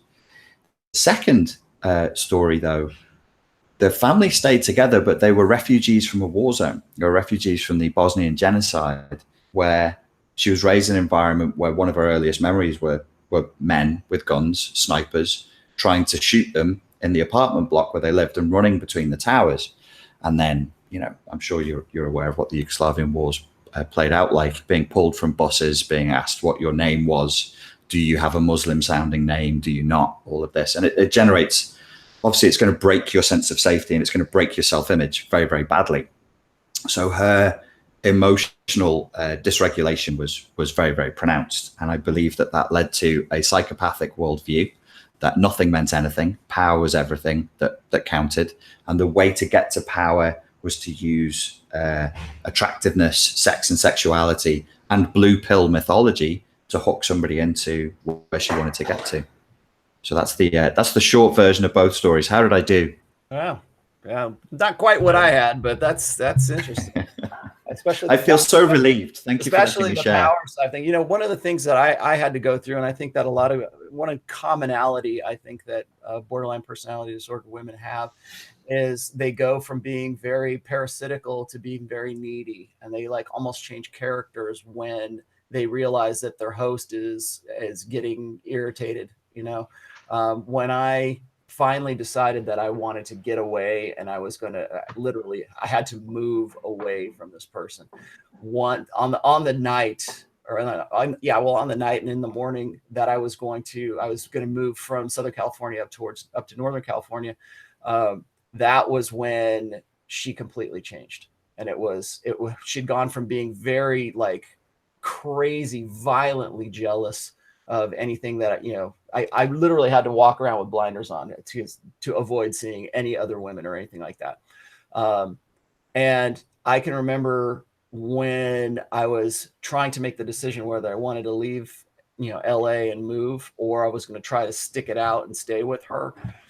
That's when shit changed. Because when I was even having these discussions, or when I was even thinking about this, it's almost like she could subconsciously pick up on the fact that the host is leaving, or that the host wants to get away. And so what she does is she changes the behavior at that point. So she goes from being this really super aggressive, super jealous girl to being this very, don't leave me, the abandonment thing that Bonding, Sean was like, yeah. And what happens is that's when she says, if you leave, I'll kill myself. And suddenly that like plays, and I think that's really sort of the perfect storm, part of the perfect storm there. Because you've got this girl that you used to think was the best sex you're ever going to get, and you wanted to, you know, see if you could have some kind of future with her. You realize she's nuts. She's always showing she's nuts. It's like, you know, driving you away from your family, away from your friends. You've been isolated. All of this shit that goes along with that, so that she can just stay and maintain her grasp on the host. Suddenly she sees the host leaving, and then she has to do a 180. And so she actually turned into someone who I had no idea who she was. And that's kind of what freaked me out at that point, because I thought, well, you know, if she hates me so much, my leaving shouldn't be that big a deal for her. But then when I said I was going to take off, she's like, I'm going to kill myself if you leave. I'm going to, you know, it's all these threats, or it's all this, you know, please, my life would be so different without you. And so it goes from being this really super hot and aggressive to being this really passive and really needy, you know, I need you in my life kind of thing. And baby dear. Yeah. And when you are a blue pill guy, imagine you're like a really, I mean, almost borderline omega kind of guy. And you hear that, and that triggers your your natural male protective instinct. Like, oh, what am I thinking? Why did I do that? Right now, maybe she'll change. Maybe this is the catalyst for that. Maybe now she's got, because the thing that kept me in the relationship, and I think it's probably kept a lot of the other guys in the relationship, is that there's this, first of all, there's this idea that she's some sort of ideal, but there's also that side of you that you think that if you just stick it out, if you just persevere a little bit further, she's crazy now, but when she gets to be, she's 22 and she's crazy. When she gets to be 26, she'll be a little bit better. Things will change. Or once things change in her life, or she gets a little bit older, or she gets that job, or she graduates from college, or she does all that kind of stuff. You think that those are every little progressive advancement in her life is going to mean that she's going to come out of her shell and she's not going to be crazy. She's going to finally trust you after all of this shit. She's finally going to put you on the trust ladder of some sorts. That doesn't happen. But when she flips from that super aggressive person to that really needy, clingy girl that needs your protection and needs your love, that's when you think that is what the catalyst was. That's when you think, oh, she's finally having the shift that I'd hoped for so long. And that's what drags you back into the cycle again. And then you go, okay, things are changed now. Great. She needs me. Okay, don't worry about it. I'm going to stay in the relationship. We're going to work things out. And then it's like, oh, okay, I love you. Maybe it's good for like a week and a half. And then she goes back into the aggressive predator style of things. And you realize that once you've gone through this cycle, hopefully you've gone through this and you realize, okay, I need to get out of this. And you're red pill enough to understand that, or you've got somebody that's helping you out. Because I'll tell you with this right now, man, when I was in with my BPD, my friends just gave up on me. My family gave up on me. It was to the point where I was completely isolated with this person. And I was the one, it was all down to me. I had to be the one to decide that I was going to get out of this and I was going to put myself first. And think about this. I always talk about guys making themselves their mental point of origin. Imagine you're a blue pill guy and you're with a BPD and you never make yourself your mental point of origin. Those are the guys that end up killing themselves. Those are the guys who go Anthony Bourdain, because they keep putting womankind, and they want to be supportive, and they put women on pedestals, and they default to deferring to her authority and wanting to be this, I don't want to be like my dad, so I'm going to be as supplicative and as, helpful and as supportive as I possibly can. Well, that's just food for that predator. That's just food for that BPD woman to keep feasting on all the time, because in this day and age where guys are more blue pill, that's what they want. You're actually giving them exactly what they want in that case. But then what happens is she goes from being super hyper aggressive to being very passive and very needy. And then that triggers your blue pill supportive side. I'm not going to put myself first. I'm going to put her first. We're going to work it out. We're going to make things work. I know it's a shitty situation, but I think it could be better. Comes back around, she gets aggressive, and you do the whole cycle and the whole dance again. And if you don't break that cycle, and you have to do it, that's a problem. You have to do it on your own, because nobody can tell you shit. Okay. They can't tell you to get out of this, because you're still wrapped up in this idea that your friends are wrong. Your family's wrong. Everybody else is wrong. And so breaking that cycle, it really comes down, I think, it certainly did. I mean, in this day and age, maybe it's a little bit easier because we have the red pill, because we have forums, because we have the internet. But back in the 90s, when I was dealing with this, like we're talking about like 93 to like 96, somewhere around there, no internet, no manosphere, no red pill, no pickup artists, none of that shit. It was all down on me to decide, do I want to go in this door or do I want to go in this door? And fortunately, thank God, I got out of that. And I think I'm a better person because of it. Really, people ask me, well, when was your red pill awakening? If I had to peg the time, it was when I decided to leave the BPD. Damn. Carl, you want to hop in? Yeah, I wanted to add on something. I don't think it's a cycle, Rollo. I think it's a downward spiral. I think it's just they keep driving you down. And one of the reasons it was hard for me to finally break that cycle was that they slowly erode away your confidence and your self-worth and whatever value you have. They will suck all of that out of you. And then when that's gone, you're going to have a hard time to leave, because you'll believe that if I leave this person, I have no other option. If they've eliminated your family, your friends, and any confidence you have in that you can handle it by yourself, then you're going to need some kind of external input. And I just remembered why Rich's face was so familiar when he logged on, because I actually watched one of his videos on this about 4 years ago, I think. Damn. But to get into it, there are two ways this ends. Either you walk away, or they discard you. They devalue and discard face, and you're gone. And I was going to say that if you're lucky, they leave you. But then I started to think about the Anthony Bourdain thing, and that's usually when guys kill themselves. During that, after the devalue and discard phase, they will kill themselves. Guys generally don't kill themselves when they leave. But what happens is you get this situation where if the guy leaves, the borderline will do what they call, I think they call it hoover, because they will try to pull you back in. Like, I remember Anthony, when he just left, and he was like, oh, here she is trying to get me to sleep with her again. And he was sharing all this shit, and I was just sitting there going, do not go back there. It's not worth it, because that's kind of you have to try and hold people away from that person. And when you're away from them without a sense of contact for a while, then you start to come out of the fog. Once you start to come out of the fog, they might actually hit you with another contact attempt. So my rule is always just go no contact, block them on social media. If you can, get rid of any means they have of contacting you so that they can't contact you. And then you just have to be sure of yourself and not contact them, because it's like smoking. I quit smoking 5 years ago. I still want cigarettes. And if I have one cigarette, I'll smoke an entire fucking pack. So I just have this rule, no cigarette smoking, because I know then I'm back to a pack a day before I can say lighter. So when you leave them, they will try to suck you back in. But if they leave you, then you usually hit a depressive cycle, because then you're in that scarcity mindset where you're thinking, I'm never going to find anyone like her again. And you need someone to go up, well, dude, she almost stabbed you while you were brushing your teeth.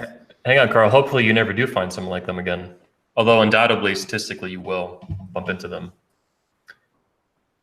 Depends on how active you are. So statistically, I think I was in something like 1 in 5 women can be diagnosed with a mental disorder, but then you're counting the whole host of them. So then you get your bipolars, your depressives, your anxiety disorders, and those can be dealt with to some extent if they're not too severe and if the person wants to work on it. But the fact of the matter is that a lot of people won't be willing to work on it. And depressives especially are very guilty of the whole, they won't get the energy to do it in the same way that someone with bipolar might enjoy the mania phases and will hate the depressive phases, but they can't quite give up that high when they're in mania. So it really depends on the person being willing and aware and actively working on it. Brian, did you want to hop in? You have, I think, a number of experiences and stories you can share from the married red pill side. Yeah, and I'm going to apologize up front because this is going to be a real Debbie Downer. So they're not the most common stories you see in married red pill. And my personal one, it doesn't even get the top 5 of this podcast. So, but it usually has the exact same scenario. This poor bastard will give like this 5,000 word rant detailing that all the horrible shit she does. And it's never, well, like you can't justify it. It's always like she beats the dog kind of shit. And when you read it, the tone is never one of like anger. It's this weird, like desperate frustration. It's like watching a gambling addict, which makes sense. Because I remember you were talking about the push and pull. I can't remember if it was Sean or Rolo talking about the push and pull of the BBD kind of chick, where it's like a little bit of reward, intermittent. And it has that same feel to it when guys are describing it. And when you look at it from the outside, it's fucking obvious. This chick is crazy. She's beating the shit out of you. You got to get out of there. And this is the depressing part. you get two reactions, and it's the only two reactions I've ever seen from it. You either point out all the stuff that she has done and why it's wrong, and he'll agree with you. Yes, exactly. He gets his vindication. It's like those Fight Club. Remember the scene about the testicular cancer meetings where they all sit there and they have a big cry and they're none of them are men, but they just tell each other they're men. So that's the one side. And then the other side, when you point out the obvious stuff he should be doing, he will fight you tooth and nail, just like Rollo was saying. He will tell you, yeah, she's shitty. You're like, yeah, she is shitty. He goes, I know. And you go, yeah, so get away from a shitty girl. And then, no. And then he'll start making excuses. And it just kills the empathy. And it's exactly like Rollo said. You just got to distance yourself because he clearly does not want to be saved. He just wants to bitch about it and feel vindicated that he's right, as opposed to being happy. And so, I mean, I can't really relate. I had, like Richard was saying, one of those childhoods where, like, my name growing up was that little bastard until I stood toe-to-toe with my stepfather. And that's when he started calling me Ryan. So, I mean, that's good on him. You're not a man until you put your old man in the hospital. I don't really have a good ending for this other than I hope nobody's crying right now. But it's tragic, and I really am glad that Sean and Rich are here because I don't have the doctor training or the experience to articulate this weird spiral of like horrible shit. And I can see why guys are killing themselves. I just don't understand it to the level that I would need to actually help. You do see it though as a recurring theme on Married Red Pill. So yeah, I think it's pretty neat to see that. It's horrible, but oh, it's depressing, and it makes you hard too because you just stop caring. Like now, when I see guys doing this stuff, I really don't give a shit. I tell them to go wallow in it. Jesus. And it's a bad thing. Like if you're supposed to be helping men, the worst thing to have is just like this cold attitude about it. But I don't know what else to do. They're used to it by that point. So yeah. Sean, did you want to hop in? Well, yeah. The only thing I could add to that is that there's this clinical, I guess, it's sort of a collection of clinical techniques out there called motivational interviewing that addresses part of what you're talking about, Ryan, where when you try to discuss somebody destroying themselves with them, they become very defensive about the way that they're destroying themselves, whether it's in a relationship or it's used a lot with substance abuse recovery, but it's designed to get around that resistance that just naturally comes up. Anytime you argue with anyone about anything, they start arguing the other side, even if it's completely ridiculous and they're only shooting themselves in the foot doing it. So I wanted to shift even further gears into like what happens after this relationship's over, or that kind of relationship's over, and assuming another one isn't in your future. And Richard's case, that obviously happened. In my case, that came to mind pretty quickly. For whatever reason, probably, I guess I would assume a history in the pickup community, but something kind of pushed me in the direction that was like, if I don't figure out what the hell just happened, this is going to happen again. Which I think is, a theme that you see a lot of guys arrive at the red pill because of that. They go through not one of these relationships like Roll and I did, but they go through multiple until finally either they kill themselves or they snap out of it. They start getting curious about the information about what's happening, and they find the red pill or a blog or a book or whatever. But so let's talk a little bit more though about recovering from these relationships, healing from it. The immediate aftermath and the weeks and months that follow, as well as the years. In some cases, like Rollo is like over 20 years out of his. In my case, 2.5. I don't know about Carl and Richard, but there's a lot of meat there, I think. It was one of the things I talked about even in my speech, that was given just 4 months after that experience. Richards, remember when he had to kick, or Carl, when he had to kick that girl out of his house for the cast? That's the one. Was that 2 weeks ago? I'll just go real quick here. Is when I was sort of breaking it off, when I actually had no other choice. My living situation had become such that I had no other choice but to get away from this woman. And, to my shame, I tried to do the long distance relationship thing with her too, because I still thought I could work it out. I still thought maybe she'll come along, or maybe she'll want to, still be a part of my life. And I was still, wrapped up in that blue pill mentality. And I think that part of the recovery process is definitely a firm, kick in the ass. And then it's going to have to be learning about, really accepting that there even is a borderline personality disorder. Because I can remember after leaving her and finally just cutting myself off from her, And I was getting back into other relationships, and I was starting to date non-exclusively, and I was starting to put myself as my own mental point of origin. When I started doing that, I realized that my life was changing for the better, because I was actually concerned about my own, well-being. And it was at that point that I didn't think of it at that point, but at that point I put myself first, and I decided to be a little bit more selfish and to be a little bit more of a dick, and not to worry so much about, being this supportive, perfect blue pill husband in the future or something like that. And I found that once I started making myself, a little bit more self-important, not selfish, but self-important, I had a firm belief in enlightened self-interest, where it's like, I can't help anybody until I can help myself. I started helping myself.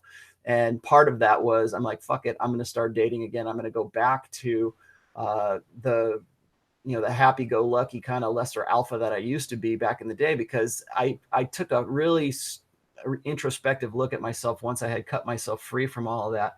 And I'm like, what happened to the old Rolo? What happened to that guy? Because there were times where I was like missing going out and playing. I mean, I really miss going out and being in the scene. I really miss going out, because I'd given up everything. I'd given up playing music. I'd given up my artistic sides. I'd given up pretty much every aspect of my life that I thought would in any way make her jealous, or would in any way be a distraction from giving her the attention that she wanted. And so consequently, all of the things that I loved, I ended up giving up.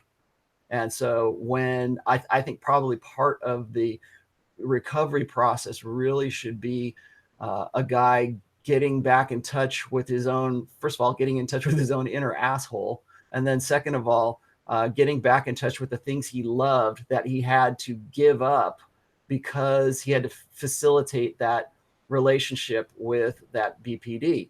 And so that's when I think guys really need to reconnect with their family, reconnect with their friends, get back into the scene and say, hey, look, I'm back from the dead kind of thing. And literally you are back from the dead, because that old person that you used to be is now gone. And that was the person that she turned you into. Because I'll tell you, man, when I look back on those days, I just could not believe who I was. I'm going to tell you this one story here, and then I'll finish. And I've never said this before, and this is really embarrassing for me to say this. Back in the day, I used to have one of those call, those answer machines that used to be, before we had, cell phones and all this other stuff. We had these message machines that were based on like a cassette tape, and you put the cassette tape in, and then when somebody called you, it'd say, oh, please leave a message after the beep, beep, and then you would record, right? Well, there was a way that you could record voice memos. And I didn't realize I had done this one time, but I was actually recording myself having this conversation with my BPD girl. And I didn't realize I had done that. And then I think probably about 10 years, 15 years later, I had come across this tape again, and I was throwing things away, and I'm like, what the fuck is this? So I ended up playing this cassette, and I listened to myself from my new red pill kind of more alpha self, the person that I had become away. One of the reasons I tell guys is, personality isn't static, is because I have been somebody who I did not want to be. And then I turned myself into somebody I did want to be. But I listened to this cassette tape, and I'm like, who the fuck is this? Who is this guy? And I was listening to this, and I'm like, I know it's me. And it was the most pathetic, most, mealy mouth, wishy-washy, oh, sorry, that kind of shit. And I was like, who the fuck is this guy? It sounded like somebody else. And I didn't realize that it was me. That was me on this tape, because I didn't realize I had recorded it. And I'm like, holy shit, that's when I was talking to such and such. I must have hit the button that I did the voice memo. And I'm listening to this tape, and it's probably about like maybe 15, 20 minutes long. And I'm like, who the fuck is this guy? And so I listened to that, and then I realized, it was at that point where I realized that I was somebody else. And now I've turned myself into someone better. And to this day, I'm a whole lot better than I was back then. But it's this cutting away. It's this becoming somebody else. I think really that's part of that reconstruction process. You have to understand, first of all, that you can be somebody else. If I'm an introvert, I'll never be an extrovert. Bullshit. You can be whatever the fuck you decide that you want to be. You are who you want to be. And when I realized that we can go through things like post-traumatic stress disorder, and that going through that is a form. I'm not going to say it's as bad as going off to combat or being deployed, but it's certainly a form of post-traumatic stress disorder, because afterwards, and you guys can tell me this if you have had this before, but like you'll dream about her, and you'll dream that like she's some way in your life. And it's like one of these really stressed, like these anxiety producing dreams where it's like, oh, who was she? Is that her? And I mean, here you are like, 6-7 years later, and you're still dreaming about that one chick. And it's like you really in your psychology, or in the back of your head, you have not gotten over this person, and that maybe you have gotten over them, but the back of your head still hasn't accepted that person is gone from your life. And so I think that your subconscious sort of associates her presence with anxiety and stress, and so that's why you dream of that person, because that was the most stressful situation that you've been in. So those are I think those are really the fundamental key ways to unplug yourself from that old relationship. You got to make yourself your mental point of origin, reconnect with the things that you loved, reconnect with your family that you were isolated from, reconnect with friends, and then decide for yourself that you're going to be somebody who you are completely different from when you were in that relationship, because that guy is going to lead you down a very dark path, if not kill you. So keep that in mind.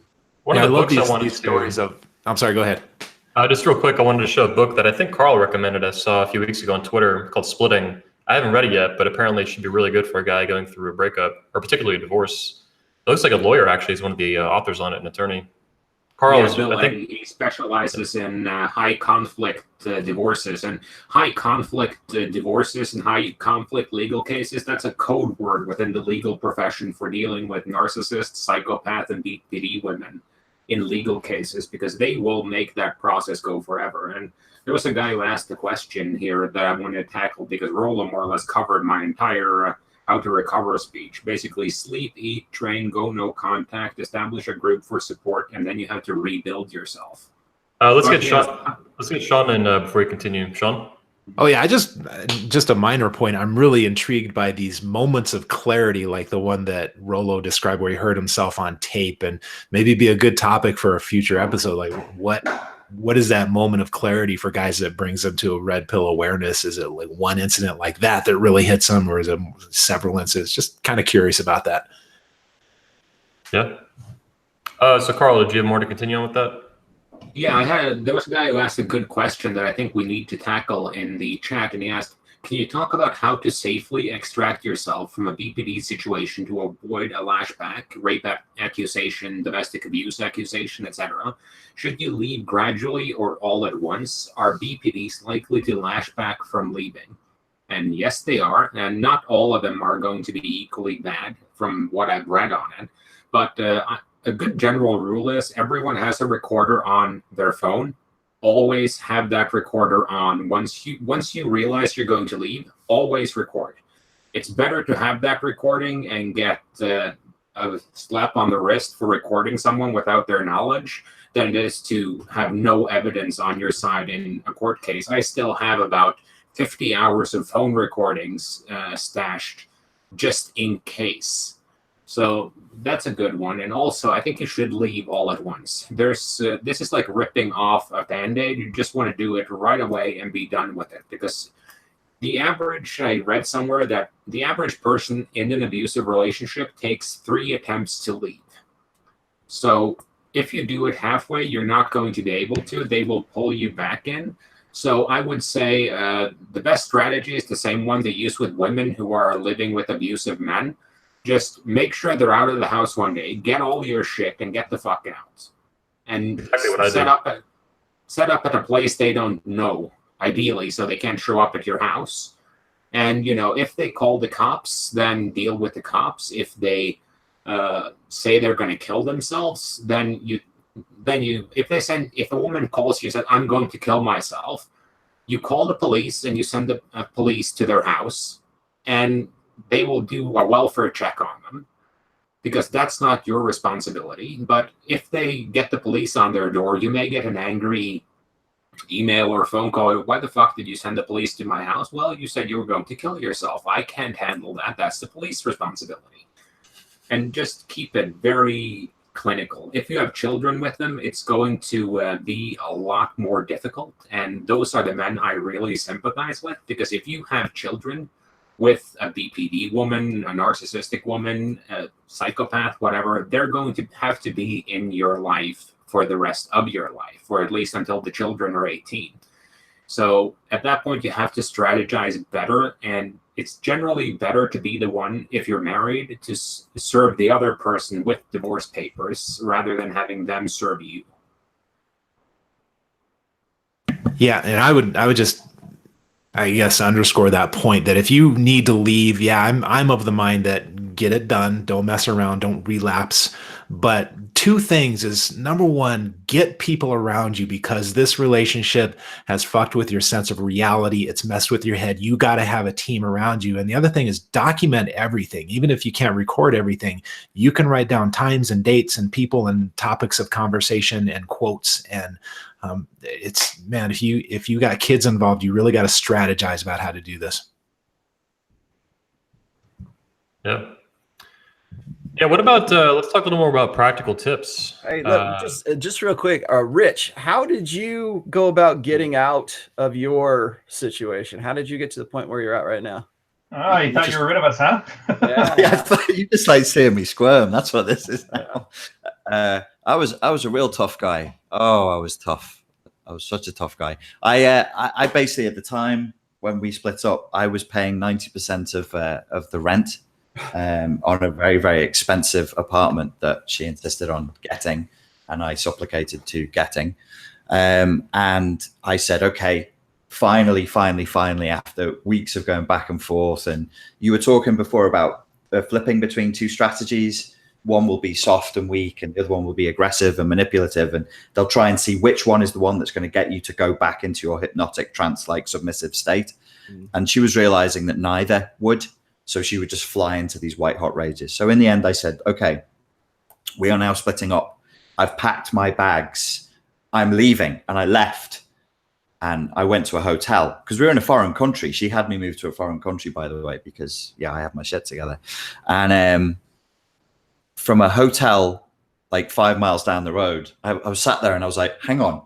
The deposit is mine. I pay 90% of the rent. And I sent her a text. I was like, I think probably it's you that should move the fuck out, because that's kind of my place and it's my deposit and it's in my name. And she did. She said, fine, I'll move out. To over the road. So one day I was in the living room and I just got out of bed, and the living room looked out over the road, and I was just in my shorts, and I looked outside, and who should I fucking see but my ex-girlfriend? And she had moved literally where she could see from her bedroom into the living room. You can't make this shit up. I mean, if I can tell you guys that, but I can't tell people that, because they'll be like, no, that's too much. That's a silly add-on to the story. I'm like, that's what fucking happened. I thought she was gone, and I walked to the curtains where the living room was, and I looked out, and there she was, and she'd moved into the fucking flat opposite me, and I'm like, Jesus Christ. I'm hearing that violin riff from Psycho. It had gotten like that. And she's 55 kilos. I've been doing Muay Thai since I'm 18, and I'm scared of her. I'm genuinely, and I was talking to a counselor at the time, and I'd sit there and I'd laugh. It was nervous laughter. He'd be like, you're frightened of her, aren't you? And I'd say, yeah. And he was like, why are you laughing? And I'm like, why am I frightened of this little tiny angry creature? Like, what's she going to do? What can she do? But I was frightened. She had me on the back foot. She had me adrenalized. She was quite clever though. She would do things like she'd wait till I'd gone to sleep, and then she'd start an argument with me in the dark whilst I was asleep. She'd wait an hour, and then she'd start screaming at me. So I would be like hyper adrenalized, never really felt safe. And yeah, she got to me, man. She got to me. So eventually I said to her, please leave. And she moved over the road. So my next step was 3 weeks later, I packed all my shit into a car, spewed the deposit on the house, and said, I'm not sat here being stalked by my ex-girlfriend. And I just left the country, and that was that. That's one of those things that always is so funny about hearing these stories. It's like, I wonder, is it just like one crazy chick who everyone has had like some time with? Because Like, I remember my ex would wait until I was falling asleep, and then she would start fights or she would throw shit at me. And, you know, when I moved out, I slept like 12, 14 hours a day for almost 3 months because I've been sleep deprived for a better part of a year. Yeah.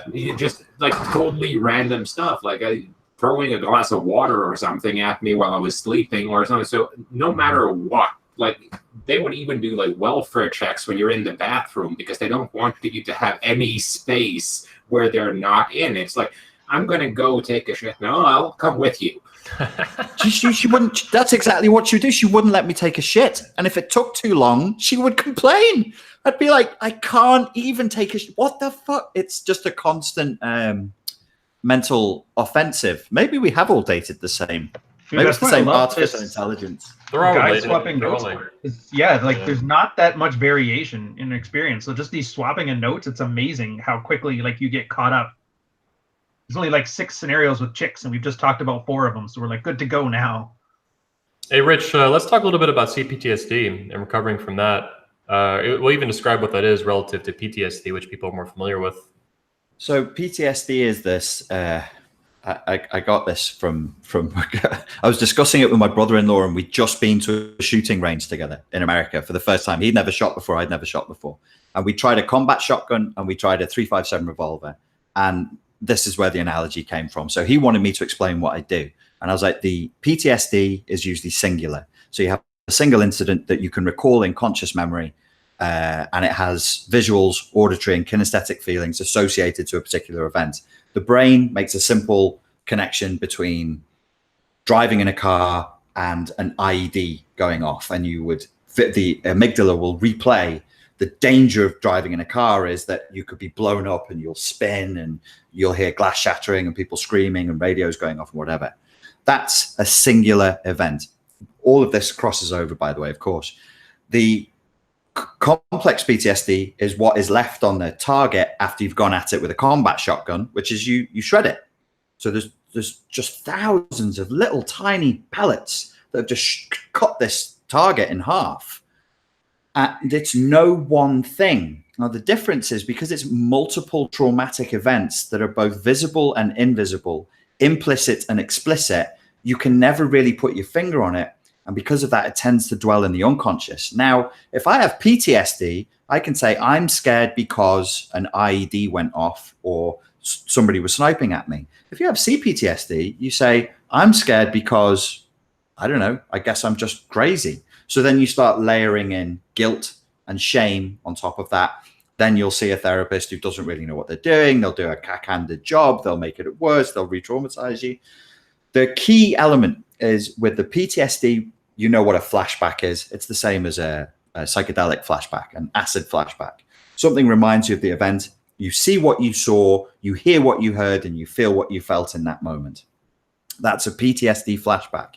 Because CPTSD is tiny little multiple tears and it dwells in the unconscious, you never really know what the trigger is. And the flashback is emotional. So we talk in terms of emotional flashback. So it could be toxic shame, abandonment, rage, completely freezing in terror, and you won't know what has caused it. Again, this spirals back into your self-image, you internalize it, and you say, there must be something wrong with me. I must just be a crazy person. Other people can walk to the shops without getting upset or sweating or feeling really anxious. I can't do anything without that. That's, in a nutshell, that's the difference between CPTSD and PTSD. Yeah, brilliant. Damn, keep it. There's power in simplicity. I was talking to Sean a little bit in the private chat, and he's like, I have nothing to add here. Oh. Yeah, guys. Yeah, so let's also... oh, go ahead, Carl. One of the things that was kind of interesting with the Rich's description there is I kind of have it's like my memory is sort of a black hole of that relationship. Like I don't remember many, like I'll remember completely mundane details, and I did what Sean did while I was going through it. So I have 2 full notebooks of different events, and when I read back these notebooks, I haven't seen them in years now, but when I read them back, it's like, okay, I know this happened because I wrote it down, but I cannot for the life of me remember this specific event. And then you'll go like 2-3 years down and something will just happen and suddenly you remember that event. And it's kind of strange because it's like it's like seeing a film where you have overexposed pictures or something in it, so you can't really something is there, but you can't remember what it is, and then suddenly it all comes back to you in full color. I was gonna say is when I was sort of breaking that cycle and I was finally away from her, I think I was telling you guys is like I would have these dreams about her, and that was what I would associate my anxiety with. She would show up in the dream. The other thing is, and I don't know if any of you guys ever had any of that where like you dreamt about that you were back in that old situation again. But the other thing is that when I had cut myself away from her, I was still not, I wasn't quite who I am now, but I wasn't that old guy. But as a result of that, I was constantly walking on eggshells with the women that I was dating, not exclusively at the time, one of which was my wife.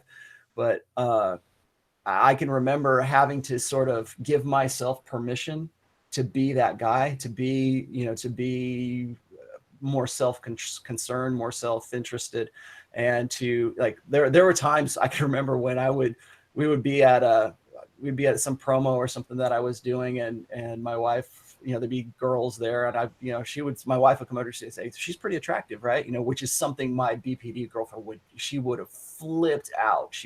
That would have been the end of the night. She would have had this big public fight. Yeah. Can you hear me? Yeah. Oh, okay. I just didn't know you guys were still listening. But anyways, we would have this huge, big public fight. And so I was always worried about that. That was kind of like my stress disorder. And so I would walk on eggshells with any of these girls, and to the point where women would tell me, give me some shit. It's okay. You don't have to worry about it. Like they would notice that I was trying to be, that I was naturally being a little bit more reserved if there were like other women around, or if I was concerned that what I said might be taken out of context, or it might be taken in an offensive way. And so, so I would watch my language. I would watch what I was saying, and I wasn't really being totally myself. But that was a sort of the residue, I guess, or the sort of the consequences of me having been with her for so long. If I could just jump in there, we shouldn't underestimate the intensity of this kind of trauma. And I've had combat veterans tell me that actually their relationship issues were worse, were more damaging. One guy said, at least in a combat situation, a firefight, I know who the enemy is. And there is this sense of like, you're living with somebody who's supposed to be a source of love and support. You take your armor off to come home, and that's when they start jabbing you up with the poison knives. The damage that it does, that CPTSD does, is it actually can change the shape of the brain and the capacity of the brain to process information. They've done research now, and it's conclusive. A long-term stress, even if it's only slow drip, little moments of social anxiety again and again and again, it actually shrinks the volume capacity of the hippocampus in the brain. It can grow back. It can with good therapy, with good talk therapy, it can come back. But that hippocampus, we're all talking about memory spots and things that we don't remember. The hippocampus, we think, is related to accessing memory and assigning appropriate emotion to memories. So the fact that I've got stories, I won't go into it now because we'll just be going backwards and forwards with stories of thinking I'd gone insane because I had diary entries that I didn't remember writing. I was like, who the fuck wrote this? But it was the effect of being in a relationship. It's actually your brain has changed shape.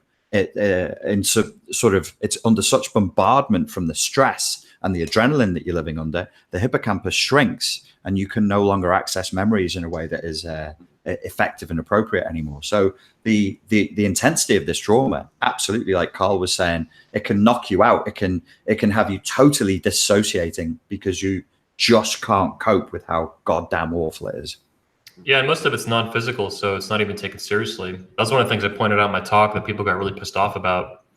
But yeah, I 100% agree with you that you can't underestimate the intensity. Well, and the reason they got pissed off at you is because even just us having this discussion, or even in the show prior to this, is if you even bring this up, you're less of a man.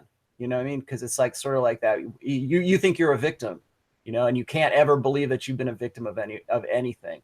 And I'll tell you right now, I wasn't a victim, but I was certainly compliant, and I was certainly an active participant in my own, my own shit. You were a target too. Yeah, I was a target as well. But I think that a lot of, like, whenever, and you got shit for this too, Anthony, is like when you did the video about Medusa, what was the first thing people said? They were like, "Oh, well, you're just doing this because you still haven't got over her, or you're still bitter, or you're just bitter and angry." Yeah, and so what happens is that discourages guys from even talking about it or even having discussions like the one we're having right now. And so that we can warn guys from this. And I don't know, I think that's kind of unfair, because I think a lot of people don't believe that you can get PTSD from different sources. I think they say, okay, PTSD is just what those veterans get whenever they get shot at.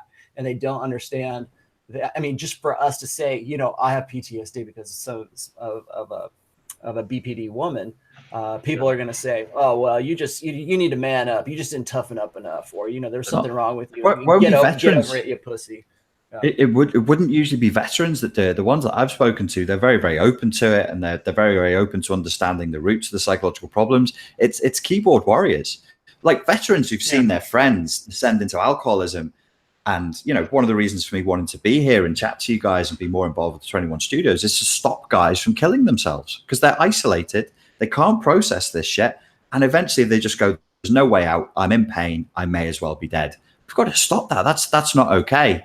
And the combat veterans that I've worked with, they have it, and then they see it in their mates, and their mates won't come and talk to me. They're not going to chat to some twat on YouTube. They're not interested in it. So they just slowly slip away. They either kill themselves quickly, either hang themselves, or they do it slow with drugs and alcohol. And it's only the fucking paper tigers and the keyboard warriors you'll be giving it, oh yeah, you need to man up. Who are these people? They've never been anywhere. They've never done anything. Because if they had, they'd know how this shit gets in your head. And once it's in, it's hard to get out. Really hard to get out. I find a lot of it is chicks. They're fucking brutal. Ruthless. I've never talked to anyone though who's been through this kind of relationship who dismisses it. Like, literally not one person's like, oh, it's no big deal. Yeah. No, it's serious. And I want to mention too that on Rola's thing, that right after I gave the speech, physically stole the convention, still running the damn thing. One of the speakers at that point pulled me aside and he's like, man, you're really angry. And my response was, yeah, of course I'm fucking angry. Look at what happened. Being angry is a pretty normal response. And I didn't quite understand intellectually, I understand a little better now, but that was a healthy expression of anger. Yeah, I was fucking angry. Look at what happened. Fuck this bitch. Yeah. Which people shame you for, but Rola's talked a lot about it too, but venting anger, it's healthy and it's even masculine in a sense too. There's no work I've ever done with anybody that's been of any use that didn't lead them to grief and anger. That's the first thing I say to people. You're going to... I was going to say, it's that anger that scares women about the manosphere, and it scares women about the red pill, because they think that it's just a bunch of angry dudes coming together and talking and bitching and moaning and complaining about, oh, I've got PTSD. And what they don't see is that is just a phase. That is just something that we move through or we move on through. But I understand why people think that, because that's exactly what Anthony had gone through. But that's just one aspect too, because there's other aspects that people they want to see that. They want to think that the only reason you're saying any of this is because you're angry and you're bitter and, oh, who hurt you? And it's like, there's a lot more to it than just that. But I think that is kind of like this fail safe. If people want to dismiss the truth about what you're saying, they're going to say, man, don't listen to him. He's just angry. He'll get over it. I'm really right. He's just angry and wrong, but he'll come to my way of thinking in a little while. Yeah. Sean, I know you have to go soon. Can you hop in a little bit with some closing thoughts from your experience? Yeah, as far as what guys can do after coming out of this kind of relationship, again, it comes back to community. You can't recover from alcohol very effectively without community. You can't recover from much of any kind of addiction or that sort of problem without community. And the great thing about this red pill community is that there's a whole variety of guys out there that can meet you where you're at and get you back to a sense of reality, because these relationships are so disorienting. And Richard's absolutely right. They can be a source of complex PTSD where it just shapes the way you organize the world. And you're not seeing the world the way it is. You're under the influence of these past relationships. Reach out to the guys around you and build those relationships. Hell yeah. Yeah, my own experience confirmed that too. One of the things I did immediately was gravitate to old friendships that I hadn't maintained too well because of distance. They all lived in Orlando. I was Southwest Florida, a couple hundred miles away. And even just being around old friends, independent of any kind of conversation, was really helpful. The physical, like face-to-face contact, the mammalian brain. Yeah, so we had a lot of questions too, guys, actually come in, more than I've ever seen, to be honest. All right, cool. Let's do some. Yeah, we usually get like a few over text, but this is fucking crazy.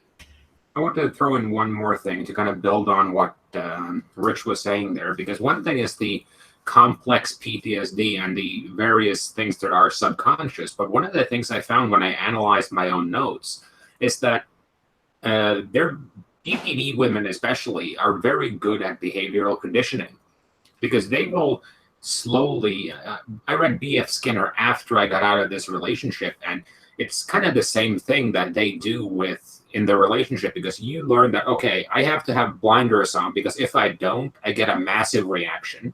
That happens 3 or 4 times, you adapt your behavior. And this is how it works. You either get a reward that you act the way they want to, or you get a massive punishment to get you to not do something. So they will slowly condition you into behaving. So they will shape your personality the longer they are with you. And unlearning those behaviors are going to be an important part of your recovery. It's also a crazy person manipulating or modifying your personality, but it's crazy making behavior, is what they call it. Yeah, Carl, I'd never really connected that dot before, but yeah, you're right. And little children are also very good at operant conditioning and training their parents. And more often than not, you see children training their parents rather than the other way around. And I guess one of the tasks of maturing is to get beyond that operant conditioning way of dealing with the world. I think the way it works so effectively with children is they are a lot like borderline women, because borderline women and narcissists, they never really got past being about 12, 13 years old in their fucking head. Yeah. So what happens is they act like little children, and you cannot reason with a screaming child in the cereal aisle. So the parents will do what the child wants to get the child to shut the hell up, and then they will just keep doing that because we tend to do what's easiest for us. And instead of having a knockout, drag-on fight with a borderline girl, I have to be allowed to say thank you to the checkout girl. I cannot tell her to, thank you, give me my change, now please fuck off. You can't do that. So you get in a constant double bind or catch-22s where you get so confused you don't know what to do. Because in the old days where you could shake them. Fucking shake. Nothing I know. Yeah, well, back in the day, it used to be acceptable to smack a child in the cereal aisle. It's not really anymore. And, smack a woman in public, regardless of what a woman could pull a gun on you in public. If you touch her to take the gun away, you'll have 18 guys coming around the corner. Hey, get your hands off her, bro. Richard, welcome back. Had some tech issues there. Let's take some calls or some questions. Yeah. So we already hit guys before you do that. I'm going to sign off. I got to hit the road. So okay. Great being with you guys as always. Oh, Sean, thanks. Always a pleasure, Sean. Thanks for the recommendations, by the way. Yeah. We'll talk to you again. Thanks. See you, Sean. Cheers. So one of the questions we got, we've already touched on a little bit, but I think we can do it a little more concisely, and that way people watching it later can be like, bam, there it is. So the question is, RMG, can you talk about how to safely extract yourself from a BPD situation and avoid a lashback, like rape accusation, false domestic violence, stuff like that? Should you leave gradually or all at once? Are BPDs likely to lash back when you leave? You want me to go on this one? I would say, I'm going to say all at once. I'm the, rip the Band-Aid off all at one time, because the longer you linger in that, the more time she has to sort of massage you back into that cycle that I was talking about before. So first thing is you need to be able to identify it. You need to say, okay, this chick, there is something seriously wrong with this girl. And you need to be able to see the signs and what's going on around you. First off is she isolating you? Have you given up shit that you really love to do? I mean, have you given up hobbies? Have you given up passions? Have you given up ambitions just to, try to make things good? Is your relationship defined by trying to avoid a fight? Is your relationship defined by trying to satisfy this woman who's never going to be satisfied? First of all, that's a blue pill ideal, But second of all, it's like there's guys who get into blue pill guys who get into this mentality where they have to, they're constantly qualifying to a girl, but that doesn't necessarily mean that girl is borderline. But is your entire your life and your relationship, is that centered on trying to make her happy or trying to avoid her going flying off the handle and starting some super public fight? I mean, can you even go in public places without the worry or the concern that she's gonna explode? That's another thing. So it's like seeing these signs, and then you have to want to see those signs, because I think a lot of guys that get into this, at least I know very few red pill aware guys who would get into something like this in the first place. Like they would not, they would see it coming, and maybe they'd have she was good for a lay now and then they would get out. It is the guys who are blue pill who get trapped in this. I think in every single instance I have talked to a guy who has been in a borderline personality disorder relationship, the guy has been blue pill, and the guy has been very beta, very, very passive, one of these, people pleasers, very appeasing, very agreeable, that kind of shit. Those are the guys that have to sort of come to terms with the fact that they need to make themselves their mental point of origin. And then once they do that, how do you get out of that? I'm going to say, do it all at once, like plan your escape and do it and commit to it. And don't go, well, maybe if she does this, then I'll reconsider. No, there's no reconsidering. One reason I tell guys is that, that guys really want to tell me they're so crazy in bed and they're so fun and they're BPD. Yeah, they're nuts, but they're really, for a one night stand or for a sexual experience, they're great. No, they are not great. Get the fuck out, because there's too much at risk. I mean, these are the kind of chicks that, like, if a pickup artist came up to them and had a one night stand, these are the girls who would like love it in the moment and be very active and hot for the sex. And then the next morning when they realize that the host isn't going to stick around, those are the ones that are going to say, oh, he raped me. It was sexual misconduct, or it was I didn't give him consent. And those are the ones that are going to do shit like that. So don't think that you're just going to hit it and quit it with a BPD. If you know that she's a BPD, then get the fuck out as quick as you can.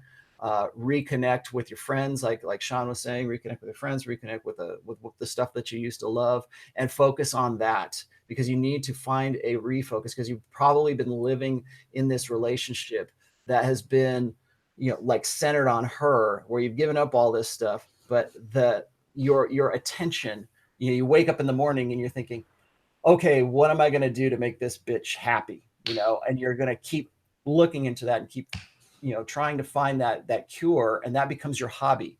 That becomes your passion. That becomes all the things that you used to do, all that shit, the energy that you used to use for your ambitions and your passions and stuff. All of that gets rechanneled to trying to figure her out, trying to figure out the equation that's going to make her happy. And so when you get out of that, you don't really know what to do with yourself, because you don't have that burden anymore. It's been lifted off of you. You might think, well, that's a relief. Yeah, it's a relief, but you still got to find some way to focus on something else and find a new passion and a new direction for all of that energy. Because if you don't, you're going to funnel it back towards her. So you've got to preoccupy yourself with something else.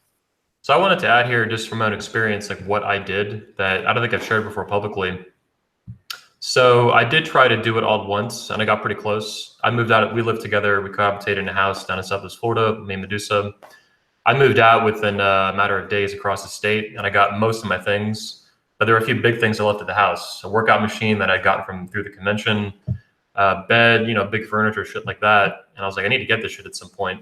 And she knew that. So what I ended up doing was going full Machiavellian, totally like a fawning response. So kind of teasing that I would get back with her, which she was still hoovering, like fighting for to get me back to, down to that part of Florida. Because at that point I'd moved temporarily in with Socrates up in Orlando. So I went full Machiavellian, which was one of the first times in that relationship where I really did that.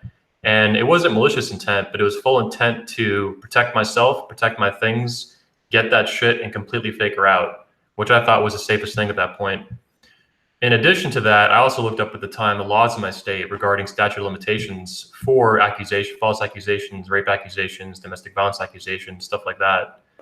So through the manosphere, at least, I had enough wherewithal or awareness to actually research that and then formulate kind of a short-term game plan to get to the house, get my stuff when she wasn't there, and then figure out when and use all these, use Machiavellian behavior to do that.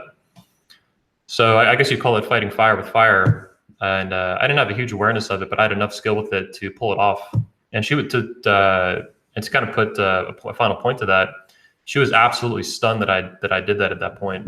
But that was me exiting the relationship and knowing full well, like Rilla was talking about, that this is never ever going to work out. I need to get the fuck away, which I felt at a gut level, and I had people like Socrates telling me, "You're out, get out, get out." So I did have enough people around me to keep me away from that, and it worked out pretty well. She never ended up accusing me of false rape or false domestic violence. And I got all my things. And the only thing left at the house was a ceiling fan that I was just too exhausted, depressed, and fucked up about to even try to get off the ceiling. Everything but the ceiling fan. So I don't know if anyone else will hit this again, but we can move on to some other questions we have from text. I got a super chat here real quick. Okay. It says, Rolo, in my experience, the shit tests start around being 3 weeks to 3 months into a relationship. Then they flatten out. Can you explain why?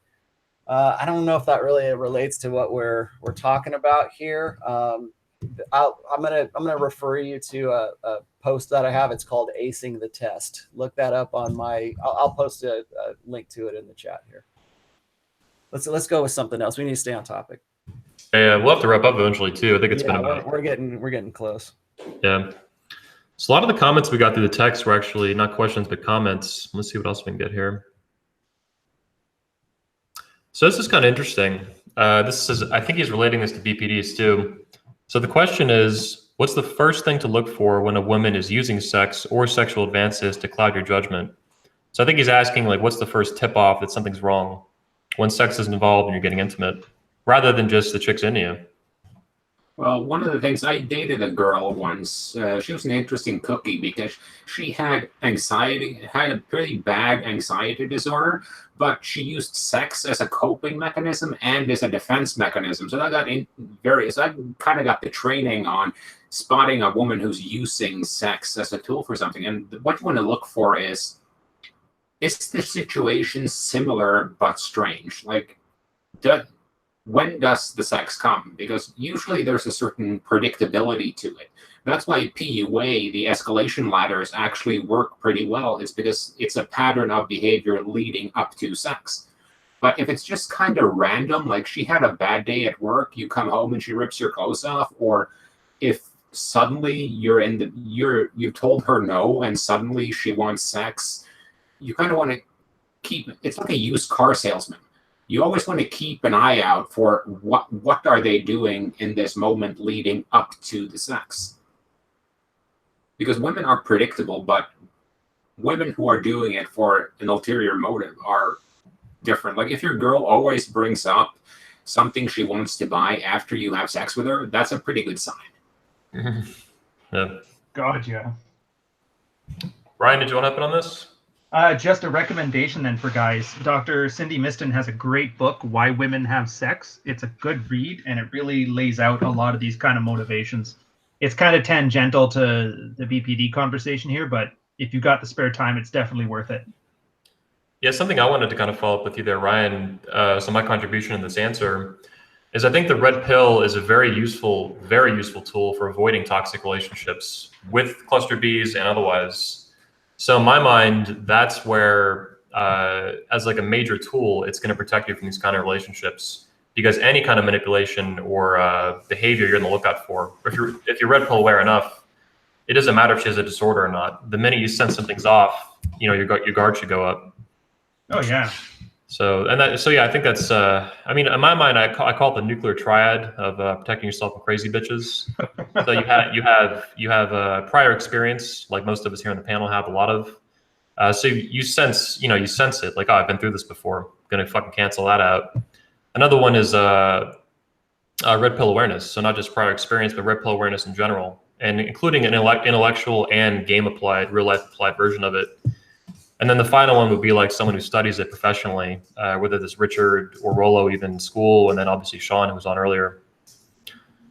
So I hope that answers the guy's question. Anyone else want to hop in on that? Yeah, I have something that might be useful, and I don't want to.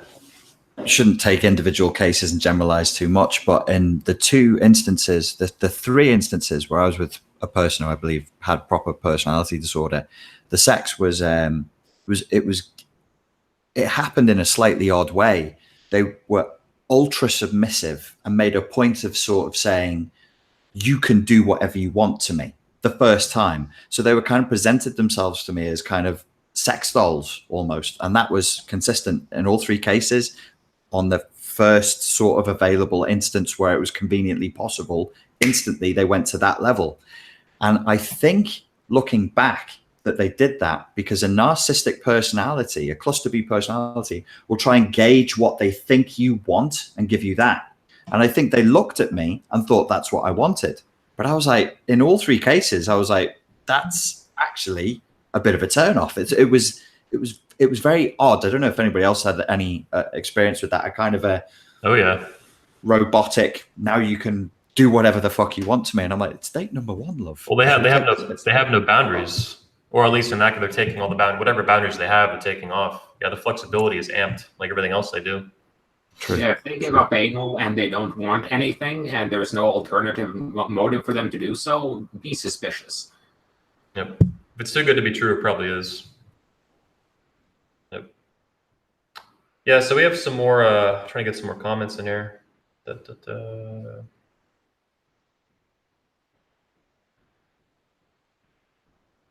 are mostly comments. They're not too detailed questions. Well, they're not even on topic, though. All right. Yeah, stay on topic. Well, we did get a super chat here. My BPD ex dragged our son, 6 years old, across 2 rooms and threw him on his bedroom floor. She called me and made it out that our son had attacked her. How can we protect our kids? They have the courts on their side. Document that shit. Yeah. You want to document everything because history of emergency room visits with a child, they're going to assume it's the dad who's being the abuser. So you want to document where you were when that happened. So no, I was across country. I was in another city. I was at work. Here's my time card. Anything you can document everything. And you can also put up hidden cameras in your house. I've heard of some guys who've done that. But well, you know, at this point, someone should start marketing body cams as part of the Me Too movement. I mean, that would be a great complementary product. Me Too cams. Yeah, Nice. Me Too cams. But it's just one of those things. You want everything documented because in a court of law, if it's word against word, the courts are going to side with the woman. Right. But if you have video, you have written documents, you have everything documented and down, they can't ignore that. If you can point to, well, here are 6 times I wasn't even in town and our child was taken to the emergency room, then you have evidence. And Or a protective service, a police report, medical, like all that stuff adds up. Yeah. Well, you know, and we're presuming that a person in this situation is going to be rational enough to see that, because remember, we're talking about a person who's probably the host for this parasite and is going to want to, you know, make excuses for that person, you know, for throwing your kids around. First of all, if you're in a BPD relationship with somebody that you're married to and you know that they're BPD, that's your fucking wake up call right there. You need to get the fuck out, document what you can. And these guys are right, because in divorce proceedings, I've seen guys who have been the most passive, most innocent, most, you know, church going guys who you would never dream would be in any way, you know, emotional or even, you know, certainly not abusive. It's the woman's attorney's job is to turn you into a monster and to try to find ways to make you look like you are, you know, not who you present yourself to be. And we're more willing to believe that of men than we are of women. And that's why it's very important to have that, you know, that evidence. So we got a good question in the chat here. It's from Daga Benader. Great name. Question is, how do you help someone who grew up in a bad family environment to recognize these issues in narcissistic and BPD women when that's all they've known since childhood. I mean, the red pill is my first thought, like as a baseline to even understand, you know, culture, the world, society, nations, and then obviously dating and, you know, face-to-face contact with women, interacting, dating and stuff.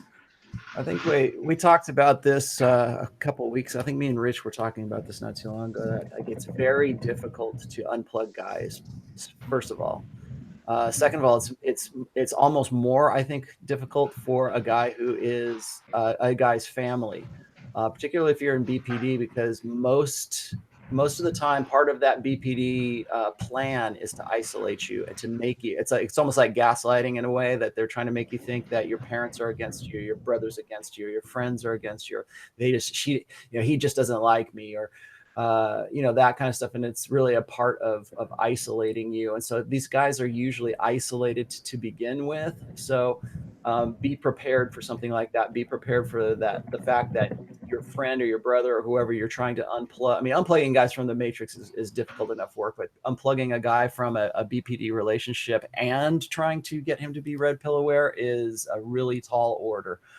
So be prepared for a lot of anger, be prepared for a lot of, you know, you'll probably get cut off, and in all likelihood, he'll probably just cut you off out of his life as well. And his BPD girlfriend will be right there to say, yeah, you should cut him off, you know?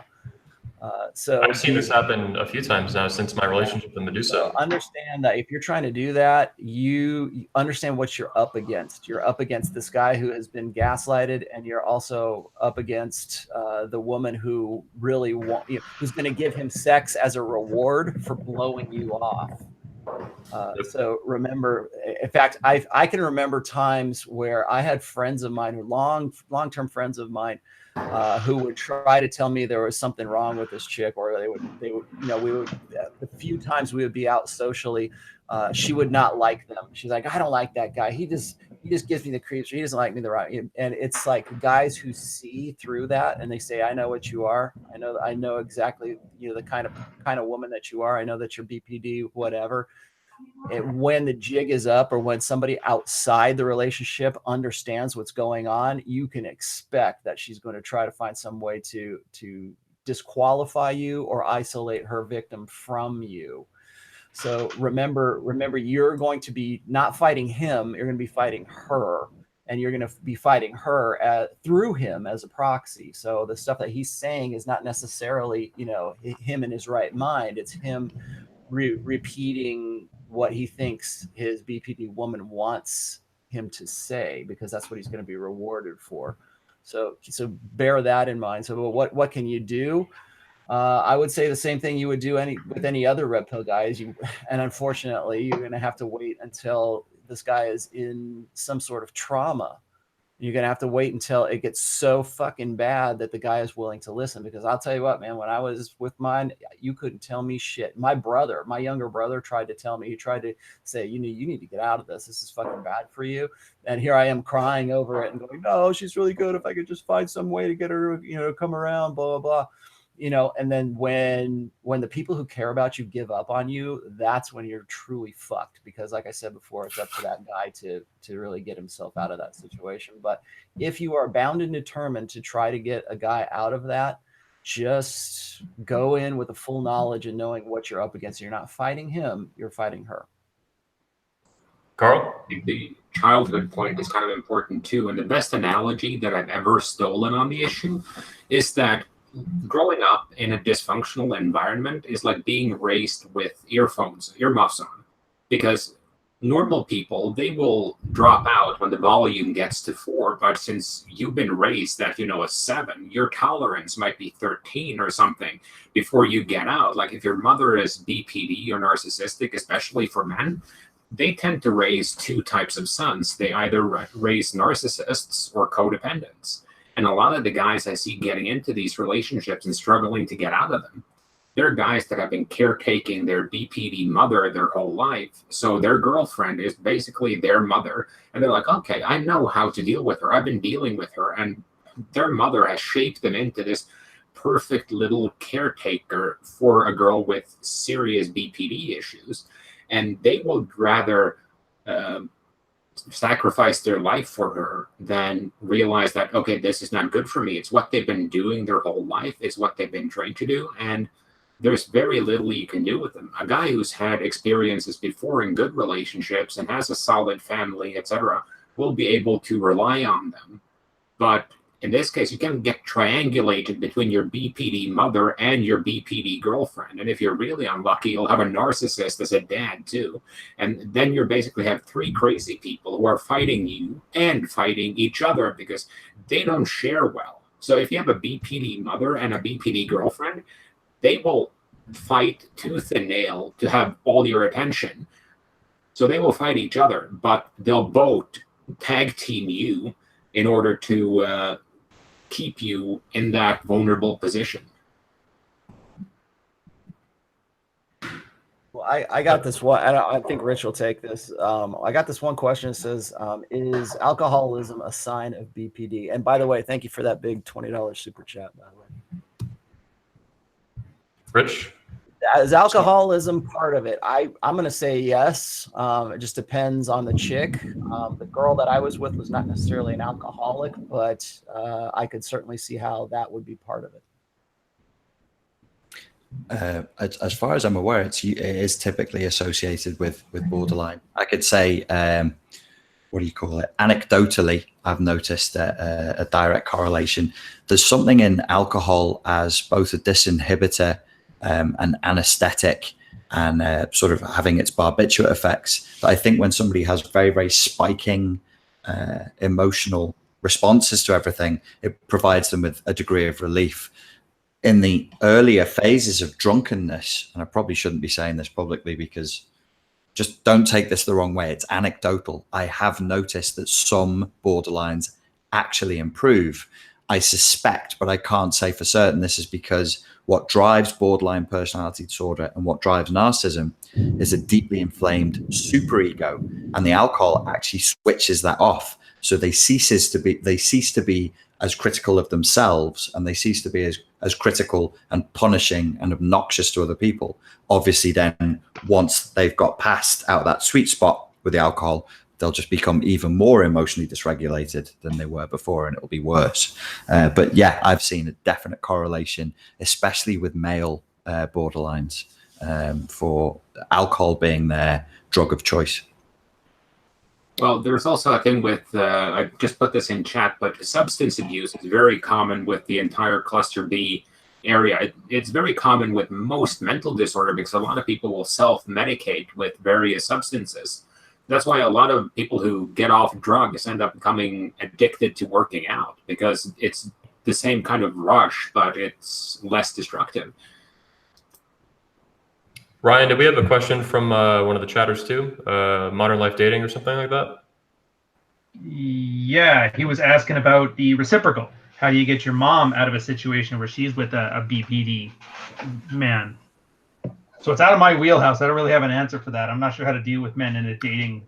Yeah, I don't either. Well, I do know that there is such a thing as a diagnosis for guys who are BPD. Now, I'm wondering if that's even accurate, because I think that guys probably, I think it depends on the guy, but if a guy is BPD, I would presume that he's probably follows along the same path as a woman. But remember, you're dealing with a guy. I doubt there's very many beta BPD guys. I think it sort of feeds into that egotism, and we don't really see, or we don't really call it borderline personality disorder within a guy, because most of the time women aren't willing to put up with that unless they are, from an abusive relation, or from an abusive family or something, and they're looking for a guy who is exactly like that.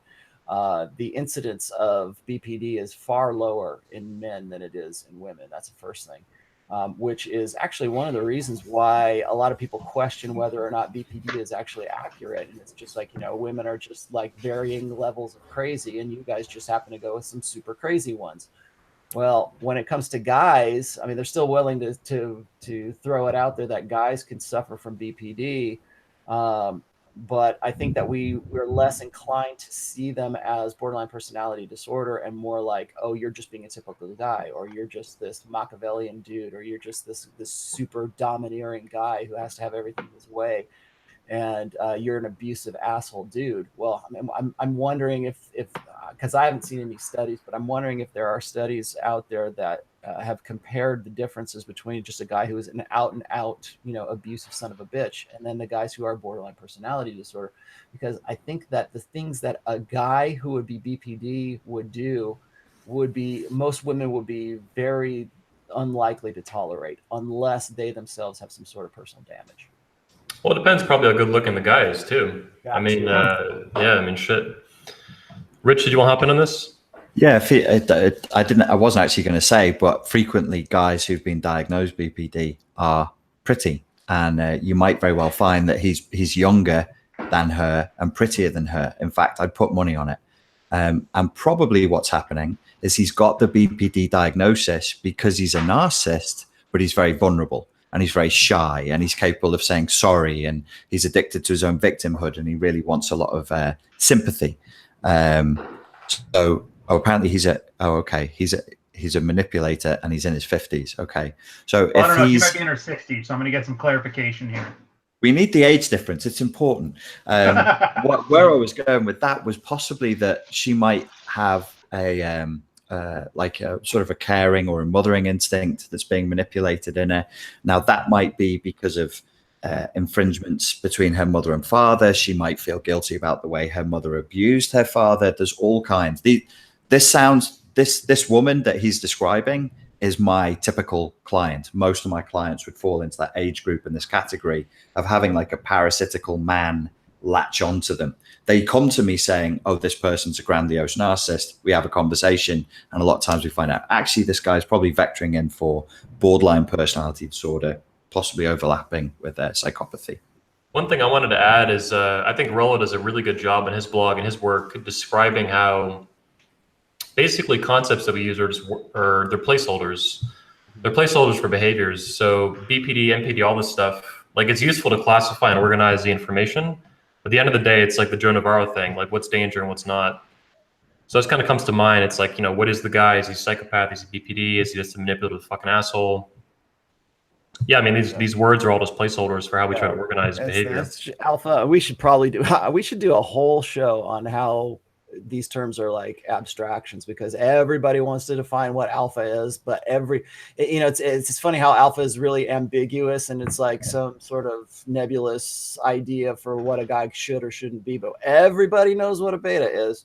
Mm-hmm. Everybody knows what blue pill is. Everybody, that's not hard, but the thing is like that's still an abstract term. That's the alpha is being deliberately misconstrued though, because women or the feminine imperative's trying to undermine, right? Yeah, that too. And then guys tend to like to define things for themselves in the best light that they possibly can. So if a guy, whatever those guys are personally, that's alpha, right? But I mean, we could do a whole show about that. But I do see what you're saying though. Is like I think that a lot of these sort of disorder du jour topics, like in the manosphere, we tend to fall back on either borderline personality disorder for women and Asperger's syndrome or autism for men. And maybe those guys don't actually have autism or Asperger's syndrome. They're just very socially unintelligent, and that's just how they are. And they need to get some, they need to start learning to socialize a little bit better. But it's easier to just say, oh, I've got Asperger's syndrome, so I give up. Yeah, because then it's not your fault. Yeah.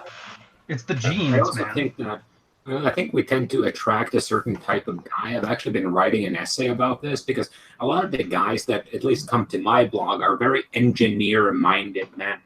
They're like, they want an answer, they want a definitive answer, and they want a model they can work from.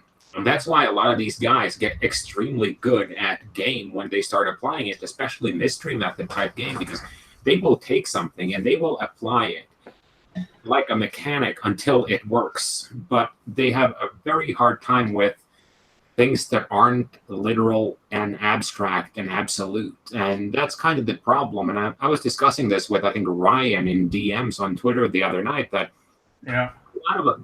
we have this model here where we put everything on the guy. Like the guy has hyper agency. He can control everything. And the woman is just there. She's an object and she's a hypo agent. She has no influence. But most of the time, a girl makes up her mind. Like you have girls that will play along with you the entire time. And it's like the easiest pickup you've ever done. And then you have girls you can sink hundreds of hours into and she will never sleep with you.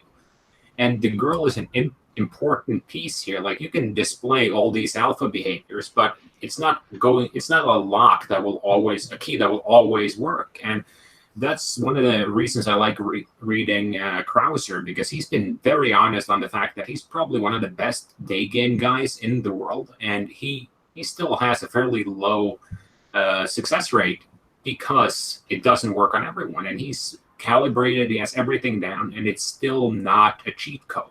Like guys want the cheat code for picking up women, and there really isn't one. There are things, too many variables. Well, there are things to do that improves your odds, but then there are, like what Anthony's nuclear opener is really just qualifying immediately. Okay, is this chick up for sleeping with me fast?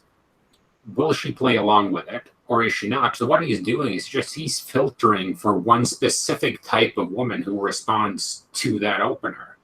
And by doing that, he makes the rest of his job a lot easier, as opposed to using a more generic opener and using more time to potentially, maybe he filters out a few women less, but he ends up investing a lot more time in them. So I think that's one of our issues here, is that a lot of these guys, they don't have Asperger's, and they're not introverts. They're just guys who tend to take things very literally and will spend a whole day arguing with me over the definition of the term alpha on Twitter, as opposed to just thinking, go to the club one night and look for the guys who are obviously successful with women. You just look at what they do.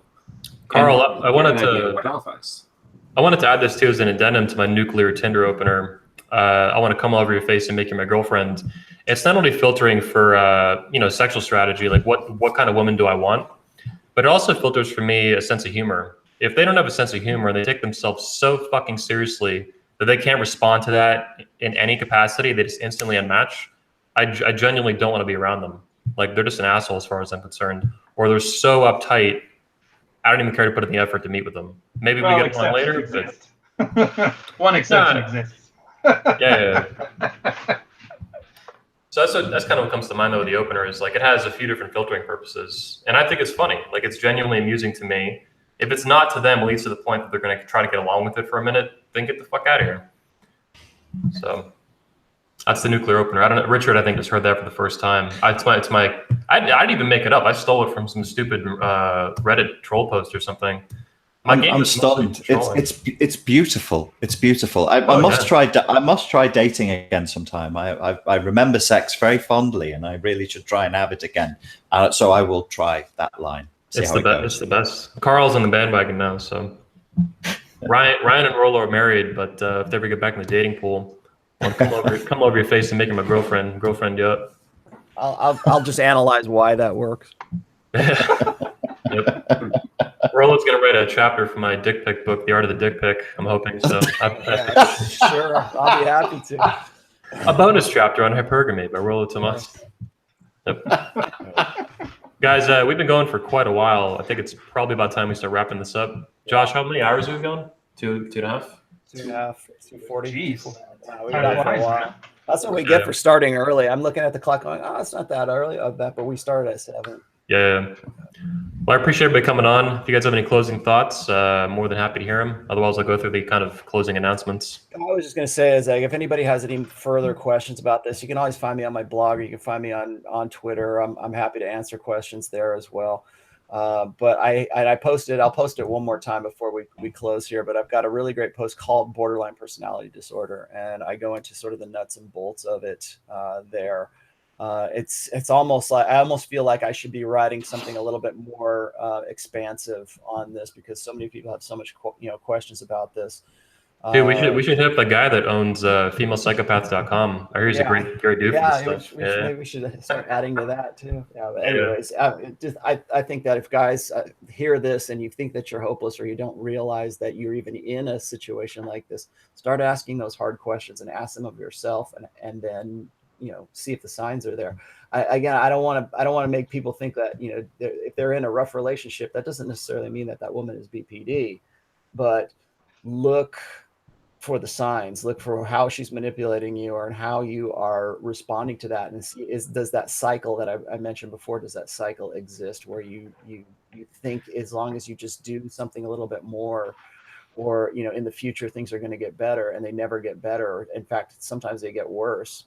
You might want to start planning your exit. Carl, Ryan, Richard, any closing thoughts? I'm just going to add what I always add here, that no sex is good enough that it's worth getting stabbed while you're brushing your teeth. I actually would like. I'd like that on a T-shirt, please. I'll make it I'll make it for the convention today. We'll get it going. We have a number of T-shirts there. Yeah, I do worry. I know we say these things, and the guys may understand what we're saying, but when you're in that position, I have a feeling they're not going to see it for what it is. Yep. So I really wish there was some magic word to get a guy to get his dick in his head detached, but I hate to say it. I think this is one of those things you guys are just gonna have to learn the hard way. Yep. That was my experience, man. I really had very low awareness of this kind of sort of woman, and I wanted to actually mention too, though, I thought you guys might find this interesting, particularly Richard. My little sister, I think I have two sisters, and the younger one, looking back on it now, knowing her, for how long her entire life, she shows very strong signs of BPD, but it was a lot, and it still is a lot lower functioning than Medusa ever was. I think there was a wide gap in IQ between the two. Not to disparage my little sister that much. Obviously we don't get along. We never have. But that was for bad behavior in a woman and manipulative behavior. That was kind of like my experience of it, and it was not hard to understand and spot. And I don't have a history of dating women like that as a result. I done like it, stay the fuck away from it. But when I ran into Medusa, it was a very different version of that. It was a much more covert, much more, honestly, more intelligent and more motivated. I always give her credit, like the intensity and effort she put into doing this over such a long period of time is remarkable. She didn't last 2 years. She lasted well over 4.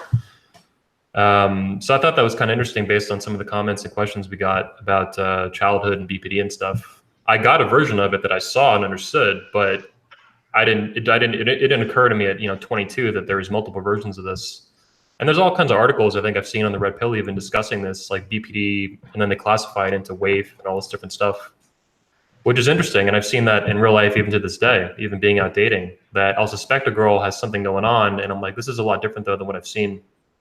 And I've seen a lot at this point, up close and even from afar. So I don't know if Richard, if you have any commentary on that to close out, but came to mind. Yeah, it makes me think, and it's advice that I need to take as well, is, be humble. Just be humble. Like, don't think that you know every manifestation of the personality disorders, and don't be like me. Don't think, oh, I can handle it. No, you fucking can't. They've been practicing this for a lifetime. They have no moral boundaries whatsoever. There is no depth that they won't stoop to. There is no lie they won't tell. You cannot try and think that you're going to get in the ring with them and box it out with them. You're not. You're going to get flattened. So don't do it. Be humble. Well said. I think I'll wrap up, guys. Everybody watching live, thank you very much. And the recording, make sure you smash the like button for this on YouTube, as well as on Twitter, as well as anywhere else you see it, such as on iTunes, something like that. Comment on the video if it's on YouTube after the fact. It helps the show, helps the video, helps the channel, helps the speakers as well that joined us. Make sure you subscribe to 21 Studios at youtube.com/21. Follow the Redman Group on Twitter at Redman Group 21. All the speakers and panelists you've seen today their links will be to Twitter and website will be in the description of this video. Become a member of our channel. It's a new YouTube thing. You'll see the link at the top of this video. That's where you support 21 Studios. You can also, and you should, subscribe to the new Redman Group channel. It's a dedicated channel on YouTube, kind of like your own Twitter account for the Redman Group. Subscribe to that. We're almost at 1,000 subscribers. As soon as we hit that, we can start broadcasting there and getting more features on YouTube. We have about 27 tickets left to the 21 convention at the 21convention.org. That's .org. links in the description to get tickets, as well as to speakers' websites. You will meet most of the speakers you've seen in the Redman group this year at that event, including the guys from Richard's show, or Richard's hosting of the podcast, are hosting the podcast here. Ryan, Richard, Rollo, Sean Smith, Ed Lattimore, Jack Donovan, Richard Cooper, all these guys. The lineup is unbelievable. It's the best I've ever built and the best I think I'll ever have up to this point at the convention by far. But we'll beat it next year in 2019, so always be prepared for that. Finally, make sure you check out femalepsychopath.com. That's where I'm slowly organizing and collecting authors and articles and videos like this one. That we'll post there and post show notes and discussion, things like that. It's a website dedicated to understanding dangerous personalities in women. And I've invited Richard, Rollo, Carl, and others, including Sean Smith, to be authors on the site. And I think it's shaping up, it's going to shape up really well over time. With that said, thanks for joining me, gentlemen. Appreciate it. Everyone go subscribe to their stuff on Twitter and their websites and buy their books on Amazon, including The Rational Male, Gendernomics, and whatever book Richard ends up getting out soon. All right. I'm going to sign off, guys. We can stay on privately. Everyone else, peace. Peace. Thank you very much.